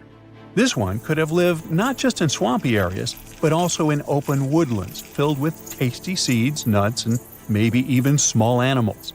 There's a chance that this beast wasn't a slow, plant-munching crawler, but a predator that would snap up whatever it could find. After dominating the Earth for about 45 million years, the giant millipedes eventually vanished. Probably the reptiles pushed them out, clearing the way for the age of the dinosaurs. Now, in case you ever wondered what would happen if you crossed a polar bear with a saber-toothed cat, here's the answer. This guy ruled the southern ecosystems after migrating 7,000 miles across the supercontinent Pangaea around 252 million years ago. It had a tough skin like a rhino's and massive canines, perfect for tearing away huge chunks of meat, and it was an excellent runner. Once it got to its new home in what is now South Africa, it replaced a whole group of local predators. But its glory didn't last long, as closer to the end of the Permian period, massive volcanic eruptions made the weather patterns change and wiped out about 90% of all species. And because top predators are usually big, slow to grow, and not super common, they often vanish among the first when massive extinction events hit. And that's how our guy here went extinct. Our final creature of the day was a dragonfly that lived around 300 million years ago and had a wingspan of over 2 feet, 6 long, spiny legs, and huge, bulging eyes. Meganjura. This 4-winged giant is most likely the largest flying insect that ever lived, and it easily outsizes today's dragonflies, which are its distant relatives. Like modern dragonflies, Meganjura like to hang out in open areas near ponds and slow-moving streams. But unlike today's dragonflies, it wasn't just catching tiny bugs. This guy was likely the top predator in these open spaces. It used the spines on its legs like a flying trap to snatch prey out of the air, including other flying insects, small amphibians, and even lizard-like creatures. Scientists found the first fossils of Meganjura in 1880 in the coal-rich rocks in France. The fossils were incredibly well preserved and showed off the detailed vein patterns in their wings. Scientists think Meganjura grew so huge because it didn't have much competition from vertebrates, and the air back then, during the Carboniferous period, had a lot more oxygen than it does today. Hey, I bet you didn't know that trees used to grow in the middle of Egypt's barren, sun-roasted Sinai desert. It's true. If you can't picture it, I don't blame you. But archaeologists have recently stumbled upon a tree-lined boulevard. Yep, an actual green avenue, leading to a massive ancient fortress. No, this isn't some mirage or an overactive imagination, although I do have one. But it's turning our ideas of ancient Egyptian desert life upside down. Let's rewind a bit. The site in question is called Tel Abu Saifi, located in the northern part of the Sinai Peninsula. For a long time, it was known as a dusty archaeological footnote, the home of ruins from the Ptolemaic and Roman periods. You know, the era after Alexander the Great swaggered through Egypt and the Roman Empire called dibs. But recently, Egypt's Ministry of Tourism and Antiquities decided to give it a fresh dig. And what they found out turned to be more than just a forgotten outpost. We're talking about a full-on military fortress with defensive trenches, paved roads, lime kilns, barracks for soldiers, and even room for their families. A whole bunch of living quarters right in the middle of a desert doesn't feel very homey until you remember our star, the unexpected Green Avenue. This road was over 300 feet long and 36 feet wide, as long as an American football field, paved with limestone slabs and lined with more than 500 clay planting pits. These weren't for show. They held actual trees, creating a shaded tree-line entrance straight to the fortress. Imagine walking through that, the sun blazing overhead, and suddenly, blessed shade. Ooh. Now, that's not just a grand entrance, that's an ancient red carpet, or maybe a green one. But this wasn't about curb appeal. The existence of hundreds of trees in a desert landscape over 2,000 years ago tells us something big. You see, the Ptolemaic Egyptians weren't simply good at building monuments, they were also masters of water management. In a place where rainfall is rarer than a selfie with a pharaoh, they somehow found a way to grow rows of trees. Now, let that sink in. To irrigate that many trees in a desert, they must have had a sophisticated irrigation or water transport system. something capable of moving and distributing water efficiently in this harsh climate. Maybe they channeled groundwater, or maybe they captured seasonal rain, or maybe ancient sprinkler systems. Okay, maybe not that fancy. But still, it's clear they were ahead of their time. Here's the thing, we already know the Egyptians mastered water control. They harnessed the Nile with ditches and canals to feed distant fields. So irrigation wasn't exactly a mystery to them. They had the skills and the knowledge. And sure, scientists still debate what the Sinai climate was like 2,000 years ago, but many believe it may have once been greener. After all, take one look at those dramatic mountains and rocky landscapes, shaped and sculpted as if by brute force of ancient rivers. And it's hard not to think that water once played a bigger role out there. Plus, archaeologists have found tons of evidence showing that Ptolemaic Egyptians cultivated fruits, vines, and trees on a large scale. In other words, growing a forest in a desert might feel wild to us, but to them, it was just another Tuesday. And now, this green avenue is making archaeologists wonder, what if similar irrigation systems were used elsewhere, say for transporting the enormous stones used to build the pyramids? There's already a theory that ancient rivers or human-made canals helped move those stones. And the Tel Abu Saifi discovery? Well, it might just be the missing puzzle piece. This isn't just a dream. Back then, rivers were like highways, power grids, and cargo trains of the ancient world, all rolled into one. Egyptians used them for everything: irrigating crops, trading goods, powering industry, and even mobilizing for war. If you were doing something important, odds are it involved a river. But wait, it gets even better. Excavations revealed deep defensive trenches, like ancient moats, dug more than 6 feet deep around the fortress. Those weren't just muddy ditches. They were part of an elaborate defense system designed to be filled or bridged to control access. Think of it as ancient Egypt's version of a retractable security gate, minus the hydraulics. And while the trenches were keeping intruders out, life inside the fortress was bustling. Remember how we said archaeologists had found military housing units? It turns out soldiers might have lived there with their families. So this wasn't just a barracks, it was a thriving community, with meals, routines, kids playing, and probably a whole lot of ancient gossip flying around the dinner table. In addition to all the military stuff, researchers found 4 massive lime kilns used to produce quicklime, an essential ingredient for making construction mortar. These kilns are a big deal because they suggest that during the later Roman period, Tel Abu Saifi turned into an industrial hub. It was like the Home Depot of ancient Egypt, churning out materials to build and repair buildings. But here's where the plot thickens. Underneath all of this, beneath the roads, the trenches, the kilns, archaeologists found the corners of an even older structure, a mystery building. Could it be the remains of a third, much older fortress? Or an ancient cemetery or lost city? Nobody knows yet, but one thing's clear, this story isn't over.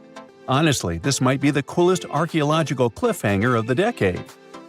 So, what does this all mean? Well, for starters, it challenges everything we assumed about desert life in ancient Egypt. For the longest time, deserts were thought of as natural barriers, dry, deadly, and empty. But this find suggests that the desert might have once been green and full of life, not because the climate was dramatically different, but because the Egyptians were incredibly good at bending the environment to their will. They didn't just survive in the desert, they transformed it. It also adds fuel to the fire in the age-old debate about ancient Egyptian tech. If they could build a fortress with tree-lined roads, moats, irrigation, and industry in the middle of the Sinai, is it really such a stretch to imagine they could engineer water channels to move pyramid stones? Forget the Ancient Aliens TV show. Sure, it's entertaining, I'll give you that, but it makes us forget something crucial. Those people were brilliant. A lot of what we call modern technology is recycled ancient ingenuity. And who knows how much knowledge we've lost over time. Meanwhile, the dig continues. Scientists are now mapping the entire Tel Abu Saifi site, trying to piece together how all the structures connect. Some want to analyze soil samples to find traces of old tree roots and maybe even figure out what kinds of trees once grew there. Imagine if they were date palms, we might be looking at the world's oldest snack lane. You already know that the implications of the discoveries don't stop with history books, right? This kind of discovery has modern relevance too. Our world is going through a lot of change, with crazy weather and huge heat waves. So maybe we should be asking, what can we learn from ancient civilizations that once made the desert bloom? If nothing else, Tel Abu Saifi reminds us that the ancient Egyptians were more than just pharaohs, pyramids, and mummies. They were visionary planners, eco-architects, and straight-up problem solvers. They didn't wait for nature to hand them what they needed. They engineered it. And thanks to discoveries like this, we're getting a clearer picture of just how advanced and, frankly, how cool ancient Egyptian civilization really was. So next time someone tells you deserts are just empty wastelands, you can hit them with this fun fact. Over 2,000 years ago, in the heart of the Sinai Desert, there was a fortress with a tree-lined avenue, moats, military housing, an industrial center, and even a secret underground structure. Take that, sand dunes! Who knows what else is still buried out there, waiting to rewrite history? In 2011, scientists from Chile found a weird-looking fossil in Antarctica that looked like a squashed football. Almost 10 years later, the rock just sat on a shelf in Chile's National Museum of Natural History with no specific label. It went by The Thing in the museum because it looked like something from a science fiction movie. When the scientists finally got their hands on the strange fossil, it turned out it was actually a giant softshell egg from around 66 million years ago. This one is more than 11 inches long and 7 inches wide. A regular chicken egg is just 2.5 inches long, and an ostrich egg is almost 6 inches long for comparison. So, the Thing won the title of the biggest softshell egg ever found and the second largest egg of any animal we know of. The only bigger egg that was ever found was that of the extinct Madagascan elephant bird, which is also 1.5 times as tall as Michael Jordan. The bird, not the egg. The Antarctic egg is also special because it's the first fossil ever found in this part of the world. So, whoever left it there must have been one big creature, probably a giant sea turtle that lived long ago, like a mosasaur. This is surprising because most scientists thought these creatures didn't even lay eggs.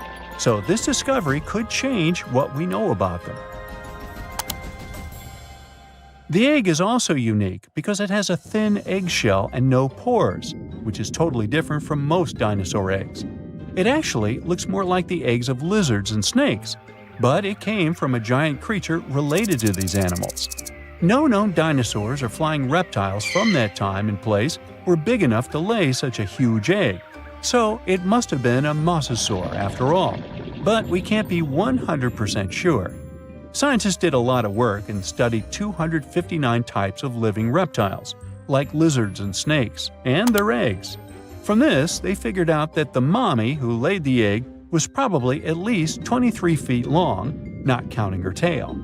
During the late Cretaceous period, this part of Antarctica might have been like a nursery.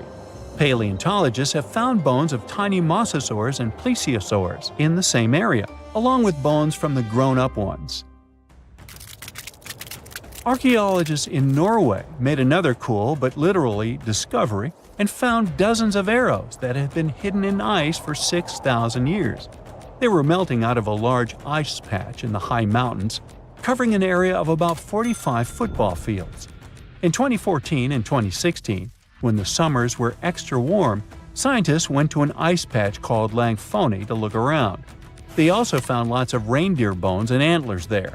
Some of the arrows were whole and some in pieces, along with 5 arrowheads around the melting ice patch. This is more arrows than have been found at any other frozen site in the world. Some of the 68 found arrows date back to the Neolithic period, and the newest ones are from the 14th century of the Common Era.